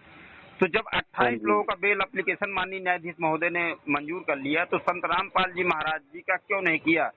क्या ये आप क्या कहना चाहते हो? मैं ये कहना चाहता हूँ कि संत रामपाल जी महाराज जी की जमानत करवाई ही नहीं गई है, और जो बेल एप्लीकेशन पड़ता है उस पर वो वकील साहब बहस नहीं करते हैं। आप इस बात को माने या ना माने? अरे मेरे भाई, क्या बेल एप्लीकेशन। अब देखिए, जब राकेश वर्मा जी, संत रामपाल जी महाराज के प्यारी आत्मा, जब बार बार इस साले कुत्ते के औलाद राष्ट्रीय सभा सेवा समिति गुंडा, राष्ट्रीय सभा सेवा समिति का सदस्य, Punjab and Haryana high court का वकील रविंद्र गोदान 94 68 031 212 से बार बार सवाल कर रहे हैं 28 लोगों की जमानत क्यों हो गई, संत रामपाल जी महाराज क्यों नहीं? जब इतने सवाल करते करते तो पहले तो ये बताता रहा कि जज कह रहा हम जमानत देंगे ही नहीं, मना कर देता। अब यहाँ क्या कह रहा है? देखिए, यही इनका परिवर्तन देखिए, इनका जो बदलाव देखिए, किस तरह से ये साला वकील अपनी बातों को बदल रहा है। पहले तो कहता कि नहीं, जज कहता मैं जमानत ही नहीं दूंगा, हाँ हमारी मर्जी चलेगी। अरे कोर्ट है, कोई खाला का घर नहीं है। हाँ, और अब क्या कह रहा है कि नहीं, जिन पर ज़्यादा केस लगे होते उनको जमानत नहीं मिलती है, जिन पर कम केस लगे तो जमानत मिल गई। ये डायलॉग पेश कर रहा है।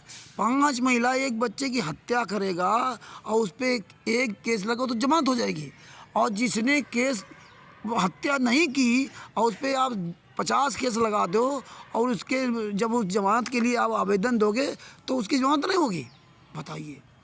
और जबकि तुम ही गुंडे हरामजादों कहते हो कि गुरुजी 5 केसों में बाइज्जत बरी हो गए, 6 केसों में बाइज्जत बरी, सारे केसों में बाइज्जत बरी हो गए, करौता कांड वाले केस में बाइज्जत बरी हुए। आज तक किसी भी एक भी केस में कहीं कोई सजा नहीं। वही कोर्ट वही कोर्ट, वही जज, वही सब कुछ।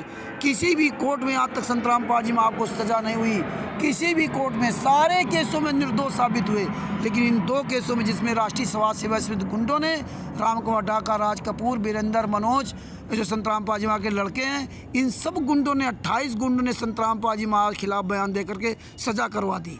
और ये गुंडा क्या कर रहा साला दोगले के औलाद कि उन पर ज़्यादा केस लगे, इसलिए कोर्ट ने उनको जमानत दे दी। कम लगे हैं, मतलब 28 गुंडों पर कम लगे, इसीलिए जमानत दे दी। अरे साले कुत्ते, सामने होता साले मुंह में जूता घुसेड़ देता साले रविंद्र गोदान वकील। मर जाओ साले चुल्लू भर पाइम डूब के। परमात्मा ने इसीलिए उत्तर प्रदेश के जिला बांदा के राकेश वर्मा जी को वकालत पढ़ा करके भेजा था, तुम साले कमीने सवाल करने के लिए। तुम्हारा ये पूरा काला चिट्ठा उजागर करने के लिए परमात्मा ने दया की है। आगे सुनिए। सच केवल डाला जाता है, उस पर तारीख ली जाती है, बहस उस पर नहीं की जाती है, जिस कारण से जज साहब उस बेल एप्लीकेशन को खारिज कर देते हैं। बहस ना करने की वजह से? जी हाँ। आप आए नहीं, फिर कभी कोर्ट में आइए, आपको पता चलेगा। यहाँ घंटों बहसें हुई हैं। अरे कहाँ बहस होती तो फिर जब इनकी जमानत होगी तो उनकी भी जमानत हो जाना चाहिए। नहीं मानना जज, हमने देखा है ये। अब बताओ, वो बहस का तो अब कोर्ट में ऐसा कोई प्रोसीजर तो है नहीं। मैं कोर्ट में आपको की हुई बहस की और रिकॉर्डिंग ला के दूँ तो आपको वहां जाके देखनी पड़ेगी। अरे दोगले की औलाद रविंद्र गोदान हरामजादे 94 68 031 212 कमीने की औलाद, कोर्ट में साले तुमने जो है ना 2006 से 2008 तक गुरुजी जेल में रहते करौथा कांड में, तब भी तुम गद्दारों ने संत रामपाल जी महाराज की जमानत नहीं कराई थी साले कमीने की औलादो। और पर्सनल बॉन्ड में कोर्ट ने जमानत दी थी उनके अच्छे आचरण पर। और इधर इस बार तुम गुद्दारों ने संत रामपाल जी महाराज का पूरा आचरण खराब करवा दिया। जानते थे कि पहले दो साल में जमानत दे दी, कहीं फिर कोर्ट जमानत दे दे। इसलिए तुम हरामजादो जो है तारीखों पर हजारों लोगों को बुला बुला करके संतराम पाजी माँ का ट्रैक रिकॉर्ड खराब करवा दिया। और ये साला कमीना और कहता इसी तरह इन्होंने 18 नवंबर 2014 के बरवाला कांड से लेकर के 16-17 अक्टूबर 2018 तक संतराम पाजी महाराज के पक्ष में एक भी सबूत पेश नहीं किया। ये तारीख पे तारीख लेते रहे और जज झुल्लाता रहा कि भाई एक अकेला आदमी दोषी कहाँ, उसके तो खिलाफ कोई सबूत ही नहीं है। ये तो इनके लड़के परिवार वाले हरामजादे अपने बाप को फंसाने के लिए कर रहे हैं। सबूत दो, सबूत दो। कोर्ट जानता था ये निर्दोष है, लेकिन ये गुंडे एक भी सबूत पेश नहीं किया। जबकि संतराम पाजी महाराज ने बरवाला कांड के समय बताया था ये राष्ट्रीय समाज सेवित मेरी नहीं है, ये काले कमांडो मेरे नहीं है। और 26/8/2014 को संतराम पाजी महाराज ने चंडीगढ़ हाई कोर्ट में भी लिख के दिया था कि ये राष्ट्रीय समाज सेवित मेरे नहीं है, काले कमांडो मेरे नहीं है। ये इसका राम कुमार ढाका मेन संचालक राम कुमार ढाका सबको लिख के दिया, सारे सबूत थे। लेकिन इन गुंडों ने सजा कराना था, क्योंकि रविंदर तो ये साला वकील ही नहीं था उसमें। और ये साला जो है राष्ट्रीय समाज सेवा से मतलब गुंडा और राष्ट्रीय समाज सेवा से के सदस्य, और ये साला कमीना पिटीशन वापस ले रिजेक्ट कर देते। क्यों? ये पहले तो लगाते ही नहीं। आज बताइए 2018 से 2024 चल रहा है, 6 साल हो गए। ये कहते थे मैं हाई कोर्ट जाऊंगा, हाई कोर्ट जाऊंगा। हाई कोर्ट गए नहीं, झूठ साले बोलते रहे कमीने की औलाद। अगर लोअर कोर्ट में तुम हार गए थे तो हाई कोर्ट में जाते ना। अब तो हमारे पास जजमेंट है, अब तुम कहाँ झूठ बोल के जाओगे, अब तो जूते चलेंगे। और जो रिजेक्ट वाली बात जो high court Chandigarh high court से जो है पंजाब हरियाणा हाई कोर्ट चंडीगढ़ से जो रिजेक्ट करवाया है, ईडी गद्दार वकीलों ने रिजेक्ट कराया। क्योंकि भाई आप लगा दिया जमात के लिए और इसके बाद जाना नहीं कोर्ट में, बहस नहीं करना, उपस्थित नहीं होना, बस लगी फाइल और यहाँ भक्तों को दिखाने के लिए देखो मैं जमानत के लिए वहाँ कागज लगा रखा हूँ, ये वकील कर रखा हूँ। जैसे एपी सिंह को बताते थे 5 लाख रुपए एक तारीख का एपी सिंह वकील, दिल्ली सुप्रीम कोर्ट का वकील 5 लाख रुपए एक तारीख का लेता। यही रविंद्र कुमार, यही राष्ट्रीय समाज सेवा समिति गुंडे कहते थे। और जब सारे केसों की जजमेंट फाइल मिली तो एपी सिंह वकील किसी केस में था ही नहीं। और कितना बड़ा प्रोकोडंडा बनाया गया। जब संतराम पाजी में सजा होनी थी तो वकील एपी सिंह ने जाकर के वहाँ हिसार जो जेल है उसके बाहर कितना तांडव किया था। और ये जो अधिकारी वहाँ बैठा था वो कह रहा था इसमें आपका नाम नहीं, फिर भी ये साला उछल रहा था फुटबॉल की तरह। और आज इनका सबका झूठ वायरल हो गया। आज कहाँ मर गया एपी सिंह। तो भगत भाइयों आगे सुनिए इस गद्दार का, और साले को जूता चलाओ जूता। जज साहिब जय हो बदी। और हाँ, ये साला कमीना है रविंद्र कुमार गोदान कह रहा कि वहाँ हम कैसे आपको रिकॉर्डिंग नहीं तो रिकॉर्डिंग दिखाते। अरे साले जो भी कोर्ट में जो बोला जाता है उसका सारा कुछ रिटर्न किया जाता है, और वो सब ऑनलाइन ऑफलाइन पूरी दुनिया के सामने कोई भी घर बैठे सारा केस के देगा किस तारीख को क्या बहस हुई। ये संतराम पाजी महाराज इसलिए बिहार के सीनियर एडवोकेट भूषा जी से हर एक तारीख का कहाँ तुमने क्या कमीनापन किया, कहाँ तुमने पिटीशन लगाई, कब खारिज करवाई, कब क्या किया, सारा एविडेंस हम लोगों के पास है। सारा कोर्ट में होता है। ये कहता रिकॉर्डिंग, और रिकॉर्डिंग वाली बात तो आज पूरे भारत के ऑनलाइन हो गए। अरे सब जगह की रिकॉर्डिंग बाहर चल रही है, और ये कह रहा है रिकॉर्डिंग है। इसलिए परमात्मा ये सब दिखा रहे हैं। सब लोग जागरूक बनिए, जूता चलाइए इससे वकीलों पर। सच बताइए। रिकॉर्डिंग 4 बार बेल लग के 4 बार लगा लिया अपने 4 बार। जज नहीं मानता। कब अभी जो बेल एप्लीकेशन आपने बताया है इसकी तारीख एक बार बेल एप्लीकेशन, ये चौथी बार की है। बेल ये जो एप्लीकेशन लगा हुआ है बेल एप्लीकेशन इस बार जो लगा हुआ है ये चौथी बार का है वकील साहब कि 5वीं बार का है? चौथी बार का। ये चौथी बार का। इसके पहले 3 बार जो बेल एप्लीकेशन था वो किस कारण से जज साहब ने खारिज कर दिया वकील साहब बताएंगे थोड़ा? बस उन्होंने बता दिया भाई नहीं ग्राउंड बनते इनके ऊपर, और केसों में भी ये है इसलिए इनके ग्राउंड नहीं बनते, मैं डिसमिस कर रहा हूँ। देख ले साला, हजारों झूठा मरे होंगे तब एक साला रविंद्र गोदान वकील पंजाब हरियाणा हाई कोर्ट का वकील पैदा हुआ होगा। साला कहता कि वो जमानत के लिए वो कहता हम जमानत नहीं देंगे, है ना। मतलब जज को बता रहा है, और जज वहाँ इंतज़ार कर रहा है कि तुम कमीनों सारे आओ, हाँ जमानत के लिए बहस करो आ करके। और इस साला यहाँ कैसे ऐसे बता रहा है जैसे कोई मतलब जो है खाला का घर हो। जैसे कोई आदमी आम आदमी से घर बैठे बात कर रहा, अरे दोकले की औलाद, वो सारी उसकी फाइल कहाँ है, उसकी कॉपी कहाँ नकल की। अरे दोकले की औलाद, तुम साले एक कॉपी नहीं दे सकते हरामजादो। अगर जज ऐसा कह रहा तो फिर हाई कोर्ट सुप्रीम कोर्ट में क्यों नहीं जाते। साले कुत्ते की औलाद, अगर जज कह रहा कि हम जमानत नहीं देंगे तो सुप्रीम कोर्ट तो पड़ा है ना, 4 बार जमानत लगा चुका। 2018 से अभी तक 4 बार जमानत लगा चुके हैं। 6 साल हो गए, ना कोर्ट गए, चंडीगढ़ हाई कोर्ट गए, ना कुछ गए, और बता रहा हूँ जज कह रहा जमानत नहीं देंगे। और तो सुप्रीम कोर्ट क्यों पड़ा है, सुप्रीम कोर्ट किस लिए पड़ा है। साले कुत्ते की औलादो, 5-5 आश्रम चला रहे हो हरामजादो, करोड़ों रुपए अरबों रुपए भक्तों से लूट रहे हो और मौज कर रहे हो। यहाँ दुनिया कहानी बताता है। साला राष्ट्रीय सभा सेवा समिति का सदस्य और गुंडा, जूते चलेंगे साले वकील। आगे सुनो इसकी क्या बताया वकील साहब आपने। ये बोल रहे हैं कि इनके ऊपर और भी कई केस हैं, इस वजह से इनकी जमानत नहीं हो रही। हाँ जी। तो उतने केस तो उन लोगों के ऊपर भी थे जो 28 लोग साथ में ही तो बरवाला कांड में पकड़े गए थे वकील साहब। सबको साथ ही तो सबके तो साथ ही साथ धाराएं चल रही थी वकील साहब। नहीं, उनके ऊपर सभी में एक्यूज नहीं है। वे कोई एक में है, कोई 2 में है। उनके सतगुरुदेव जी के ऊपर तो कोई अपराध भी सिद्ध नहीं हुआ है। किस पे? गुरु जी पर नहीं, 429-30 में हो तो गया। तो 429-30 में हो गया क्योंकि इन लोगों ने सतगुरुदेव जी के खिलाफ गवाही दिया। पुरुषोत्तम सैनी, राम कुमार ढाका, ये जो है बलजीत लहरी, इन सब लोगों ने तो गवाही दिया है। इन्होंने गवाही थोड़े न दी है, ये तो खुद एक्यूज है। गवाही कौन देता है पता है आपको? गवाही दी पुलिस वालों ने। पुलिस वालों की गवाही कहाँ कोर्ट में मानी जाती है वकील साहब। हाँ, तो जज ने वही तो मान ली ना, इसीलिए तो हम ऊपर हाई कोर्ट में। हाँ, अरे भगत जी देखिए, परमात्मा ने उत्तर प्रदेश के जिला बांदा के राकेश वर्मा को संतराम पाजी महाराज ने अपना वकील बना करके भेजा। और राष्ट्रीय सभा सेवा समिति का गुंडा वकील, जो Punjab and Haryana high court का वकील अपने आप को कहता है, रविंद्र कुमार गोदान, मोबाइल नंबर 9468 031 212।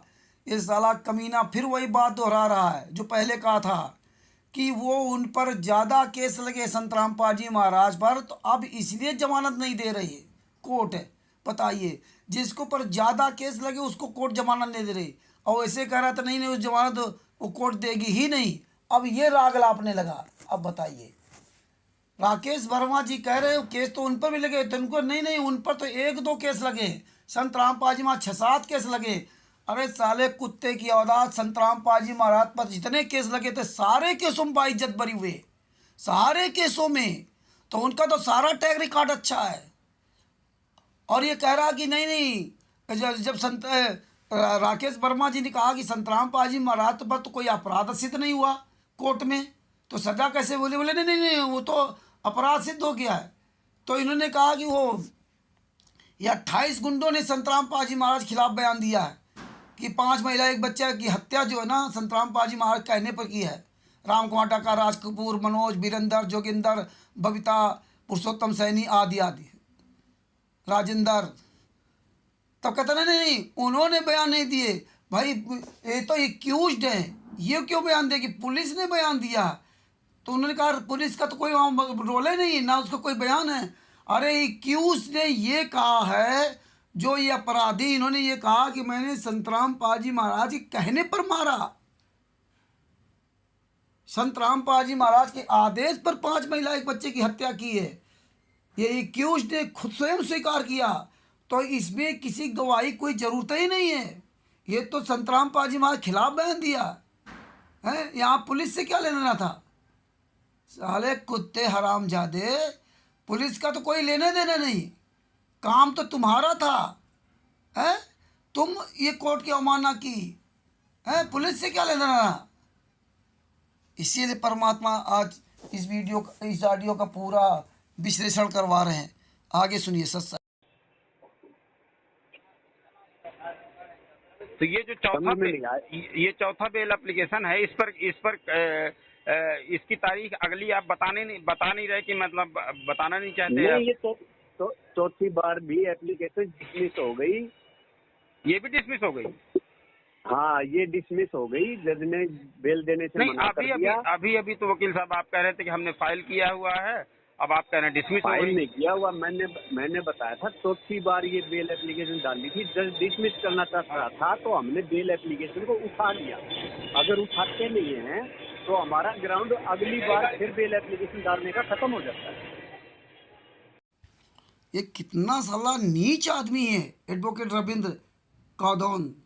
अरे साले पैसे खा के इतने हरामजादे हो गए। अरे राकेश वर्मा को यहाँ सबको पूरे भारत पूरे दुनिया को पता हो गया है। अरे गुंडे साले कमीने कह रहा है कि हमने अपनी जो है वो पिटीशन जो रिट दायर की थी जमानत के लिए, वो जज खारिज कर देता, इसलिए मैंने पहले ही वापस ले ली। मतलब ये कोक साथ पड़ा था कि जज खारिज कर देगा, इसलिए वापस ले ली कि दोबारा फिर हम दाखिल कर सकें, और नहीं तो खारिज कर दे तो मैं दाखिल नहीं कर सकता। अरे जब दोगले की औलाद कई बार तेरी खारिज हो चुकी है तो बार बार कैसे लगा रहा है?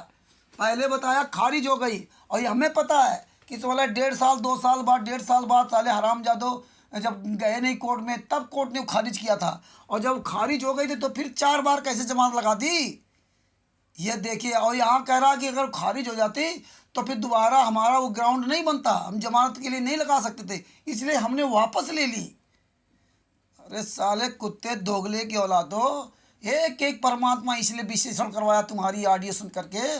परमात्मा इसीलिए अपने अदना सा एक साइकिल मिस्त्री, एक छोटा सा दुकानदार जिसको अपना वकील बना करके राष्ट्रीय समाज सेवा समिति गुंडे रविंदर कुमार जादौन तेरे साले पिछवाड़े में आग लगा दी, परमात्मा ने लगवा दी। साले इतने ज्ञान रूपी जूता मारेगा साले, शर्म आनी चाहिए साले, चिल्लू भर पानी डूब के मर जाना चाहिए। एक भी जवाब इसके नहीं आ रहा तो उहा भाई बकरा है, उहा भाई। इसको शर्म नहीं आती कि ये पंजाब हरियाणा हाई कोर्ट का वकील और अपनी साला ऐसी बेइज्जती करा रहा है। साले जूते पड़ेंगे साले जूते, वकील है साला अपने आप कहता है। सच साहिब आगे समझ में आई बात? अच्छा, हाँ जी। अगर मैं इतना तो नहीं जानता कानून के बारे में, अब आप जो कह रहे हैं मैं उसी को मानना मेरी मजबूरी है, क्योंकि मैं जानता नहीं कानून के बारे में इतना। आप की मजबूरी है या मेरे को सच्चाई मानते हैं, ये आपके माइंड के ऊपर डिपेंड करता है। नहीं, सच्चाई तो मैं तब मानूंगा ना, मैं सच्चाई क्यों मानूं? वकील साहब, जब उन्हीं केसों में 28 लोग जमानत पर बहुत जल्द आकर के और जो है ये फर्जी नामदान सेंटर चला रहे हैं, और संत रामपाल जी महाराज 10 साल से जेल में सजा काट रहे हैं, वो ये कैसा मेरा उन चीजों से कोई लेना देना नहीं है। कौन क्या चला रहा है, मेरा आपका लेना देना नहीं है, वो आपकी बात है, आपका लेना। मैंने केस और कौन क्या करता है इस बात के बारे में वकील साहब। राकेश वर्मा जी कह रहे कि वकील साहब मैं तुम्हारी ऐसे अप्रमाणित बात कैसे स्वीकार कर लूँ? बोले ये तो आप पर डिपेंड है। हाँ, आप स्वीकार करें न करें आप पर डिपेंड है, इस तरह से बता रहा। और राष्ट्रीय समाज सेवा समिति के बारे में कह रहा हमें उससे कोई लेना देना नहीं, जबकि स्वयं राष्ट्रीय समाज सेवा समिति का सदस्य है रविंद्र कुमार ढाका। तभी हमने वो राष्ट्रीय समाज सेवा समिति की जो 51 लोगों की लिस्ट है उससे नंबर निकाल के फ़ोन किया था इस गुंडे को, तब हमें ये नंबर मिला था, नंबर मिलता ही नहीं। और ये कलयुगी भाई साजिश बरवाला कांड पुस्तक है जो लिखी गई थी, उसमें इनके सबके गुंडों के नंबर दिए हुए, नाम दिए हुए कई गुंडों के ना, तब हम इन गुंडों को फ़ोन कर रहे हैं, नहीं तो हमें नहीं पता था। ये डॉक्टर पाक्टर जितने भी हैं ये हमें नहीं पता था, तब इनको फ़ोन कर रहे हैं। और ये साला फिर भी ऐसे बोल रहा जैसे हमें हम लोग पता नहीं कितना शरीफ बन रहा है। अब आगे सुनिए। आप एक बात ईमानदारी से बताइएगा कि क्या आपको फीस कोर्ट की फीस आपको केस लड़ने की फीस कौन देता है? वकील साहब, आप ईमानदारी जवाब दीजिएगा। फीस का? हाँ, आपको फीस कौन देता है? मैनेजमेंट के लोग तो देते होंगे, राष्ट्रीय समाज सेवा समिति के लोग। अलग अलग आदमी आ जाते हैं, मेरे को नहीं पता कौन किस चीज का मेंबर है, कौन किया।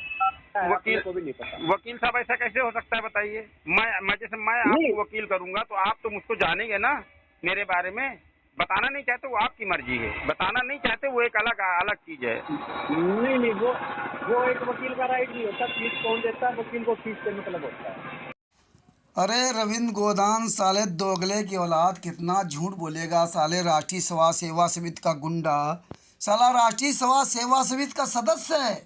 51 सदस्यों में से एक ये है और इसको पता ही नहीं राष्ट्रीय समाज सेवा समिति के बारे में। इसको पता ही नहीं इसको फीस कौन देता है। अलग अलग लोग आकर के अलग, मुझे फीस से मतलब है। अरे जब तुझे साले फीस से मतलब, फिर रोज़ का वीडियो डालता क्यों डालता है कि फलाने वो बरवाला कांड में ये हो गया, बरवाला कांड में हो गया है। फिर क्यों साले झूठ परोसता रहता है दोगले की औलाद।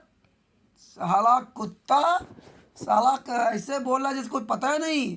अरे हरामजादे, राष्ट्रीय समाज सेवा समिति गुंडे उसी फाइल से निकाला जो 51 सदस्यों में तुम गुंडे हो। हाँ, और साला कहता हमें तो फीस से मतलब, वकील को फीस से मतलब। जब राकेश वर्मा जी ने पूछा कौन फीस देता है, तेरी साले असली बाप की औलाद होता तो साले सच बोलता। साला दोगला है, दोगला। ये साला कमीना है, ये सच नहीं बोल सकते ये, क्योंकि साले हराम की खाते हैं, झूठ बोलने की खाते हैं। ये साले कुत्ते की मौत मरेगा रविंद्र कुमार गोदान, जो Punjab and Haryana high court का अपने आप को वकील कहता है। इसका मोबाइल नंबर है 94 68 031 212। आगे सुनिए। तो आपके पास कोई तो केस लेके गया होगा जो है। एक चीज और बताइए, मैंने बताया चलिए ना। इतना कुछ बताया है आपने, एक चीज और बताइए। आप संतराम पाल जी महाराज जी से मिलते हैं? आप संतराम पाल जी से मुलाकात की कितनी बार मिले हैं आप?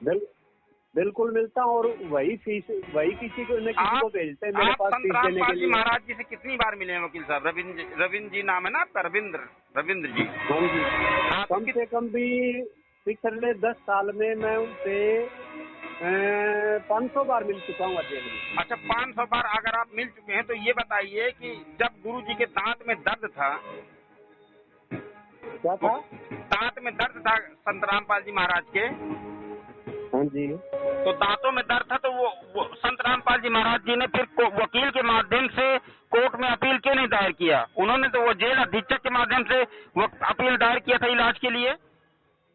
नहीं, वो एप्लीकेशन मैंने नहीं लगाई, वो पता नहीं किस वकील ने लगाई नहीं, है। आप अगर मिलते हैं संत रामपाल जी महाराज जी से, आपने कहा मैं 500 बार करीब मिला हूँ संत रामपाल जी महाराज जी से, तो क्या एको बार आप जो अगर आप मिलते होते तो क्या संत रामपाल जी महाराज जी बताते नहीं कि मेरे दांत में दर्द है और मुझको इलाज की आवश्यकता है? अच्छा, एक बात बताइए, वो इलाज करना होता है, वो इलाज से मतलब है या किससे करवाना चाहिए उस चीज से मतलब है?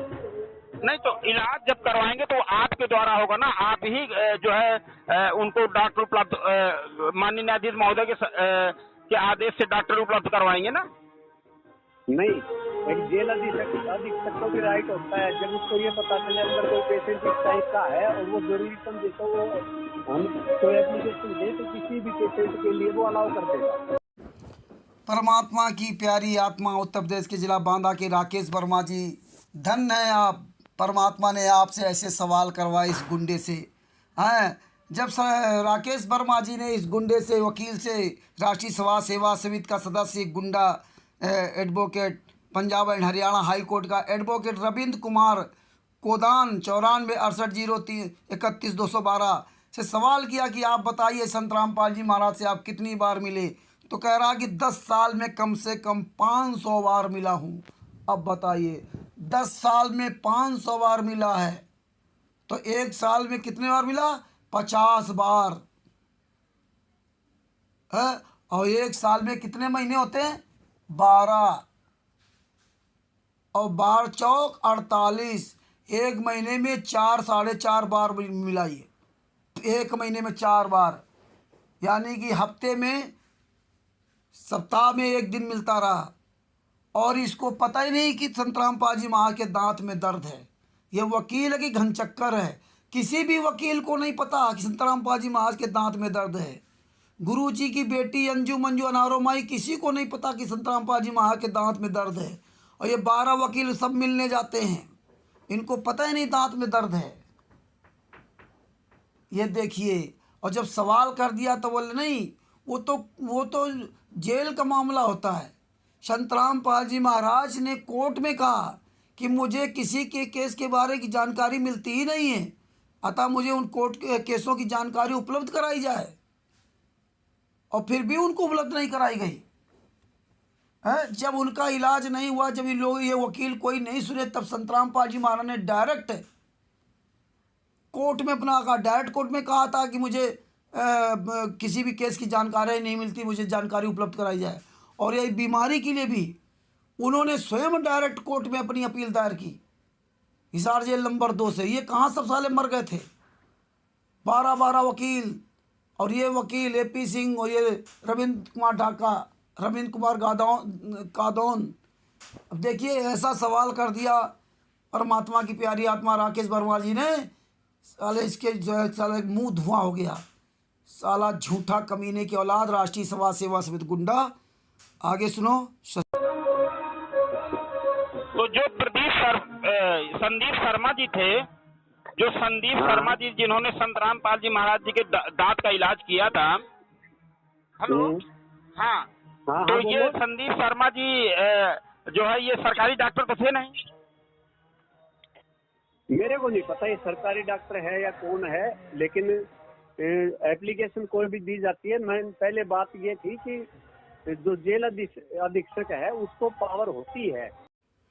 अब देखिए, राकेश वर्मा जी ने जिस गुंडे से सवाल किया कि जब शांताराम पाल जी महाराज के दांतों में दर्द था और आप वकील नहीं गए, सरकार शांताराम पाल जी महाराज ने स्वयं डायरेक्ट अपना वकील, सरकारी वकील करके वहाँ पिटीशन कोर्ट में दायर की।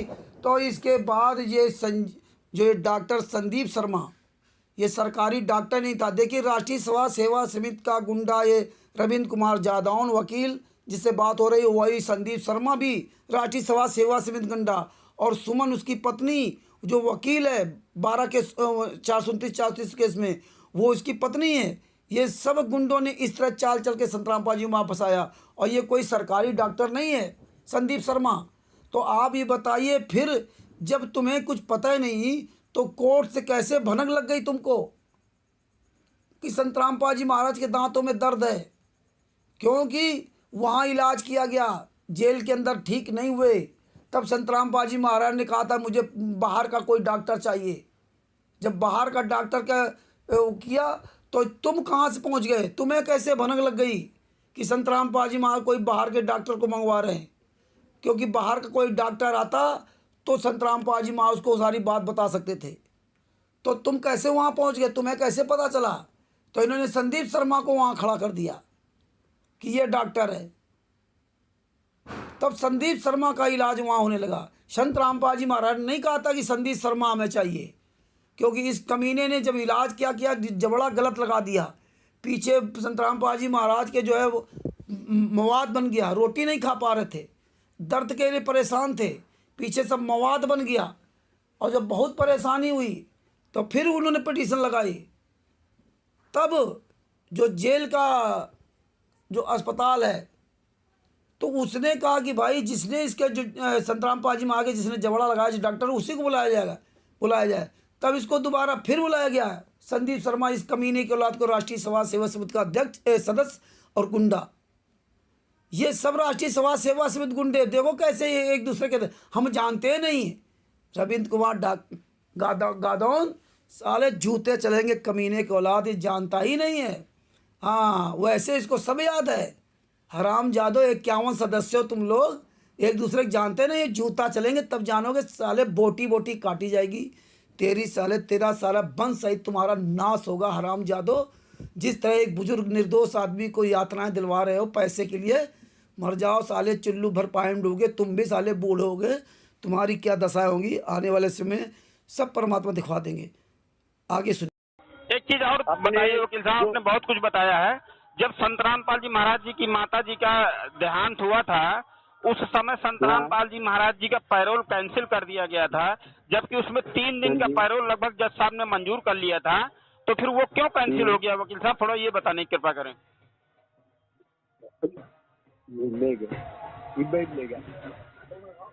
हाँ, हेलो, वो थोड़ा आया था आज आ रहा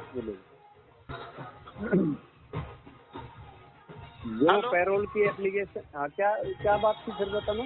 जब जब गुरु जी की माता जी का देहांत हो गया था, उस समय हाँ।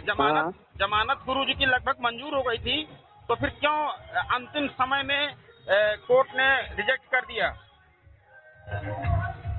वो मंजूर नहीं हुई थी। जज ने क्या बताया कि जो पुलिस है भाई, मैं उनसे पूछ के बात करूंगा कि भाई ये सिस्टम को संभाल पाएंगे या नहीं संभाल पाएंगे, उनकी क्या राय है। कहीं ऐसा ना हो फिर से उपद्रव हो जाए। तो उन्होंने राय लेके सरकार से, और सरकार ने बोल दिया कि हमारे काबू से बाहर है, हम कंट्रोल नहीं कर पाएंगे। नहीं, तो वहाँ पर जो है ये क्या कारण रहा है? कारण तो ये रहा ना कि क्या कारण बताया कि मतलब इनकी भीड़ को हम भक्तों को कंट्रोल नहीं कर पाएंगे। हाँ जी, जब पुलिस के द्वारा अब हाँ, पुलिस ने ये कह दिया कि हम कंट्रोल नहीं कर पाएंगे, इसलिए जज ने वो देखे सिचुएशन। अब भाई जब स्टेट ये बोल रहा है कि हम ये नहीं कर पाएंगे, तो उन्होंने तो वही बात कोई न कोई वो एक बात लगानी है आपको। तो क्या संतराम पाल जी सरकार महाराज तो कहेगी कि जमानत।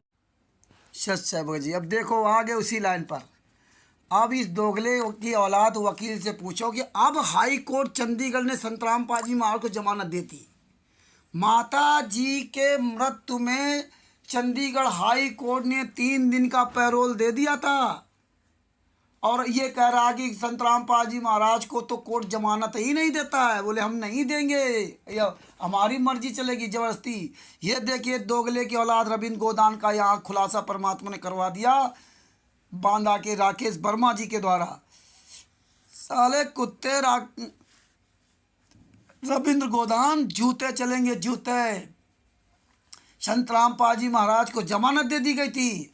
अब ये देखो इसी गंदे मुख से, इस कमीने के रविंद्र गोदान के मुंह से, वकील से परमात्मा ने निकला दिया कि क्योंकि वहाँ का जो डीजीपी था हरियाणा का, उसने कोर्ट में रिपोर्ट दाखिल की कि वहाँ इतने लोग आ गए, ये कंट्रोल में बड़ी मुश्किल में तो बरवाला कांड में अरेस्ट कर पाए, और दोबारा इनको छोड़ दिया गया तो फिर ये करेंगे। ऐसा क्यों किया? क्योंकि इन वकीलों ने, हरामजादों ने, 12 वकीलों ने, रविंद्र कुमार कादौन ने, इन गद्दारों ने क्या किया कि 1000 आदमी से ज़्यादा भक्तों को वहाँ बुलवा लिया। कहाँ? सोनीपत में। सोनीपत में 1000 लोगों को बुलवा लिया। रहते थे साले ये हरामजादे गुरु जी की पत्नी बेटा बेटी रोहतक में, और उनको भर्ती कराया सोनीपत में। सोनीपत में उनकी मृत्यु हुई, और ये गुंडों ने 1000 लोगों को बुला लिया। जानते थे कि कोर्ट जो है ना, अंतिम सांस, अंतिम समय में कोर्ट जरूर बाप माँ और बेटे से मिलवाता है, चाहे कुछ भी कोई कर ले, चाहे जितनी पुलिस प्रशासन लगा ले, लेकिन अंतिम समय जरूर मिलवाएगा। इनको पता था।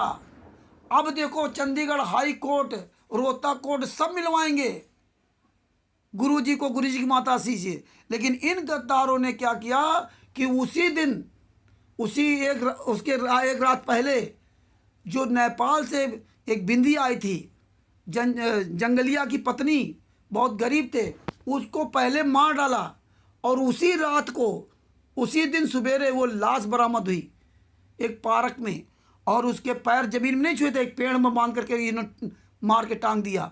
और मार के टांगने के बाद उसी दिन उसकी आनन फानन में ना उसकी पोस्टमार्टम रिपोर्ट होनी थी, और ना उसकी लाश भेजी नेपाल। देखिए ये कितने कमीने लोग हैं, कितने जल्लाद ये राष्ट्रीय समाज सेवा से गुंडे, और कितना ये कमीना रविंद्र कुमार जादौन वकील। साले जूते चलेंगे जूते, कमीने की औलाद। हमें तो सब पता है।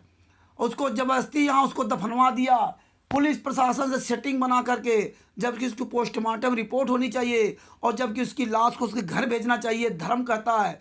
जबकि राजस्थान में ये गुंडे जो भक्तों को बुलाते थे हरियाणा में, तो एक बस आ रही थी महाराष्ट्र से, पूरी भरी बस राजस्थान से वो जा रही थी वहाँ हरियाणा में, इनके सतलोक आश्रम धनाना में। उसका एक्सीडेंट हो गया था राजस्थान में, नागौर जिला पता नहीं कौन सी जिला पड़ता, वहाँ जहाँ एक्सीडेंट हुआ था वहाँ ज़्यादातर मुसलमान भाई थे। उन मुसलमान भाइयों ने सबका सहयोग किया, और सबकी डेड बॉडी को अपने वहाँ चंदा करके किराए से, और उनकी डेड बॉडियों को उनके घर भेजा। कहाँ? महाराष्ट्र में। हाँ एक मिनट बेटा, महाराष्ट्र में भेजा और इन गुंडों ने जो संतराम पाजी माँ की शिष्या थी और उसकी लाश को नेपाल नहीं भेजा। क्या कभी जिंदगी में वो संतराम पाजी महाराज को माफ करेंगे? इस तरह इन गुंडों ने किया। और उधर इन गुंडों ने क्या किया, 1000 लोगों को बुलवा लिया, 1000 हरामजादों को संतराम पाजी महाराज के नाम के ये मूर्ख शिष्यों बुला लिया। क्या कह करके कि आओ गुरुजी जेल से आ रहे हैं, आपके दर्शन हो जाएंगे। लेकिन इन हरामजादों क्या पता कि दर्शन कहाँ होंगे। ये तो माता जी के अंतिम संस्कार में शामिल न होने के लिए ये कुछ चक्र रचा जा रहा। जितने राष्ट्रीय समाज सेवा समिति गुंडे थे, कोऑर्डिनेटर, रामधन संचालक, स्टेट कोऑर्डिनेटर, ये सब गुंडों ने अपने जो फर्जी ग्रुप बना रखे उनमें जोड़ रखे, वहाँ से सबको मैसेज भेज करके हजारों लोगों को बुला लिया और बुलाने के बाद सवेरे 6 बजे जला दिया। कोर्ट का इंतजार नहीं किया, सुबह 6 बजे जला दिया। क्योंकि 11 बजे रोहतक कोर्ट का आदेश आना था। अब पूछो इस सारे हरामजादे से, महेंद्र भगोड़ा, राम को हटाकर राजकुमार से सवेरे 6 बजे क्यों आग लगा दी उनकी माता जी को, जबकि महेंद्र भगोड़ा भी वहाँ नहीं था। क्योंकि महेंद्र भगोड़ा तो भगोड़ा घोषित था। ये तो बाद में पकड़ा गया 2021 में, जब पुलिस ने राजस्थान को में पकड़ा हुआ दिखाया और जूते की नोक पर बैठाया, तभी पकड़ा गया। तो क्या संतराम पाल जी महाराज भक्तों को तारीखों पर बुलाते हैं वकील साहब? ठीक था, वो मेरे को नहीं पता, जो कोर्ट में हुआ वो बता रहा हूँ मैं।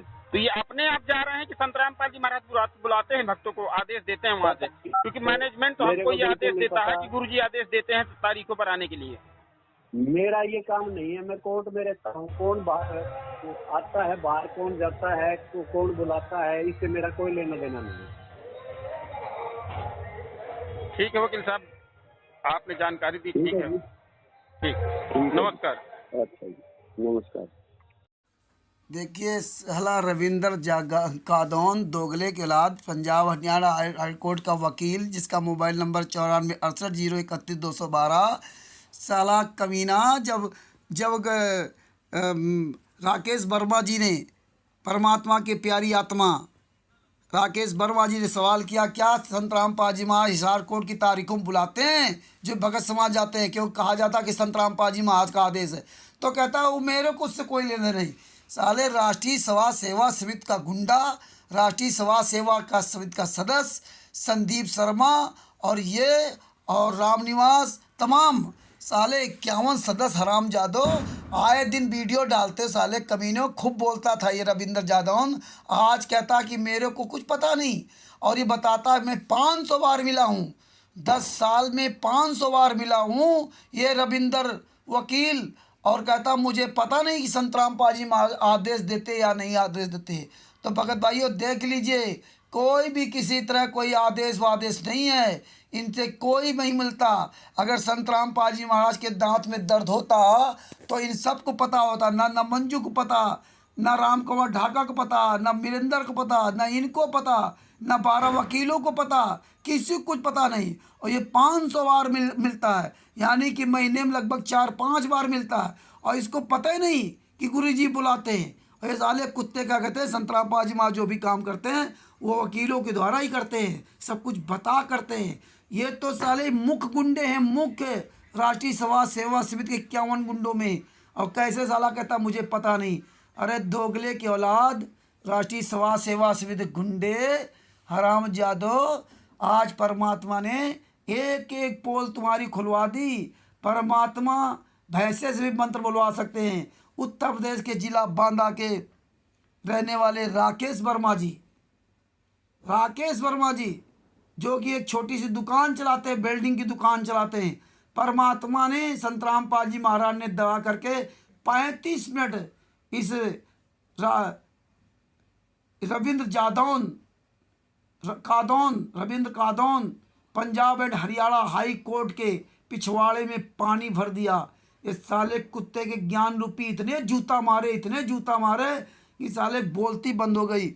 एक भी शब्द का जवाब नहीं दे पाया प्रमाण सहित, और टोटल अपने ही द्वारा बोले गए, अपने ही कुछ शब्दों से अपने ही बोले गए झूठ में की जाल में फंसता चला गया, पूरी तरह फंस गया। जरा याद करेगा कि कोई संतराम पाजी महाकशिश उत्तर प्रदेश के जिला बांदा का जो था, उसने 35 मिनट बात की। सभी भगत भाइयों से निवेदन है कि आप ये ऑडियो अच्छी तरह ध्यान से सुनिए और सुन करके आप भी ऐसे बात कीजिए।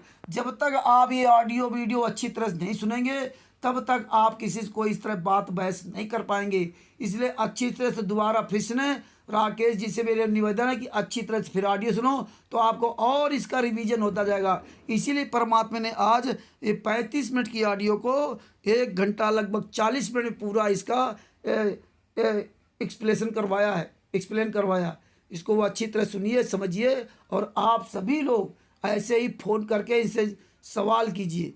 सत साहेब बद्दी छोड़ सतगुरु संत रामपाल जी महाराज की जय हो। कानपुर से रामचंद्र दास, मोबाइल नंबर 9140625668। और हाँ, याद रखिए, भूलना नहीं, 10/9/11/2024 को उत्तर प्रदेश के ज़िला फर्रुखाबाद में सादिकपुर पहुंचना है।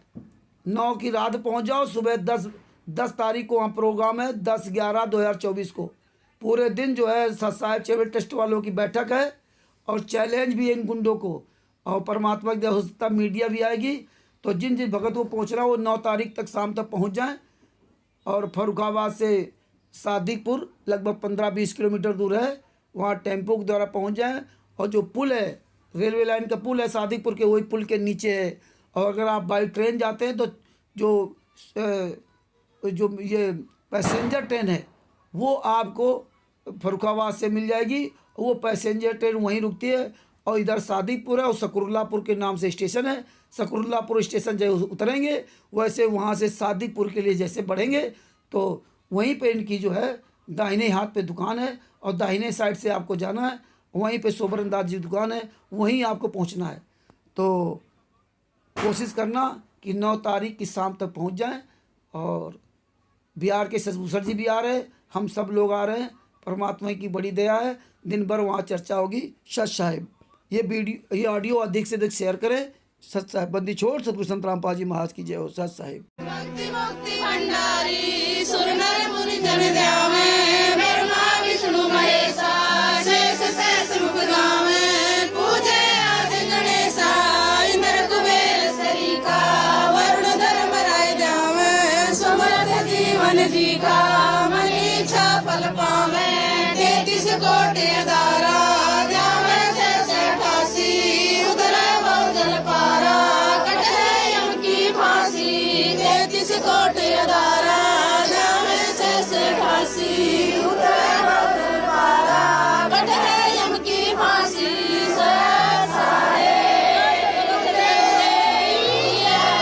बंदी छोड़ सतगुरु रामपाल जी महाराज की जय हो।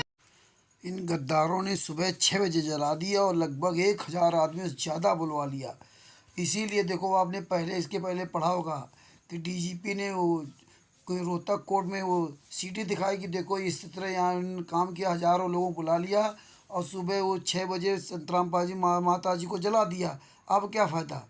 तो संत रामपाल जी महाराज से पूछा भी गया कि आप जाएंगे, तो फिर संत रामपाल जी महाराज ने जाने से मना कर दिया। बाद में क्या और संत रामपाल जी महाराज को भी बताया गया कि वो हज़ारों लोग वहाँ आ गए हैं, तो संत रामपाल जी महाराज ने फिर बाद में बिल्कुल ही जाने से मना कर दिया। जबकि जज और कोर्ट सब कह रहे थे, बोले हम नहीं जाएंगे क्योंकि इन लोगों ने बरवाला कांड में इस तरह हमें बदनाम कर दिया और यहाँ भी इस तरह फिर कुछ ना कुछ कांड करवा देंगे, इसलिए हम नहीं जाएंगे। तब संत रामपाल जी महाराज ने मना किया था। और ये रविंदर कुमार हरामजादा वकील क्या कहता है कि वो हाई कोर्ट इनको जमानत नहीं देता है। ये देखिए, अरे कोर्ट वो भी इंसान है, कोई जानवर को थोड़ा ही है। हाँ, और ये कानून है, नियम है। अगर ये सुबह 6 बजे न जला देते तो चाहे जितनी बड़ी फोर्स लगी होती वो डीजीपी पुलिस प्रशासन लेके जाता। इनकी औकात नहीं थी। अगर 1000 आदमी कुछ कर लेता, प्रशासन अपने आप पे खड़ा हो जाए तो कुछ नहीं कर सकता। देखिए, बरवाला कांड में संत रामपाल जी को पकड़ना था तो 40,000 जवान लगा कर पकड़ा गया। ऐसा को थोड़ा ही है। तो भाइयों विचार करो।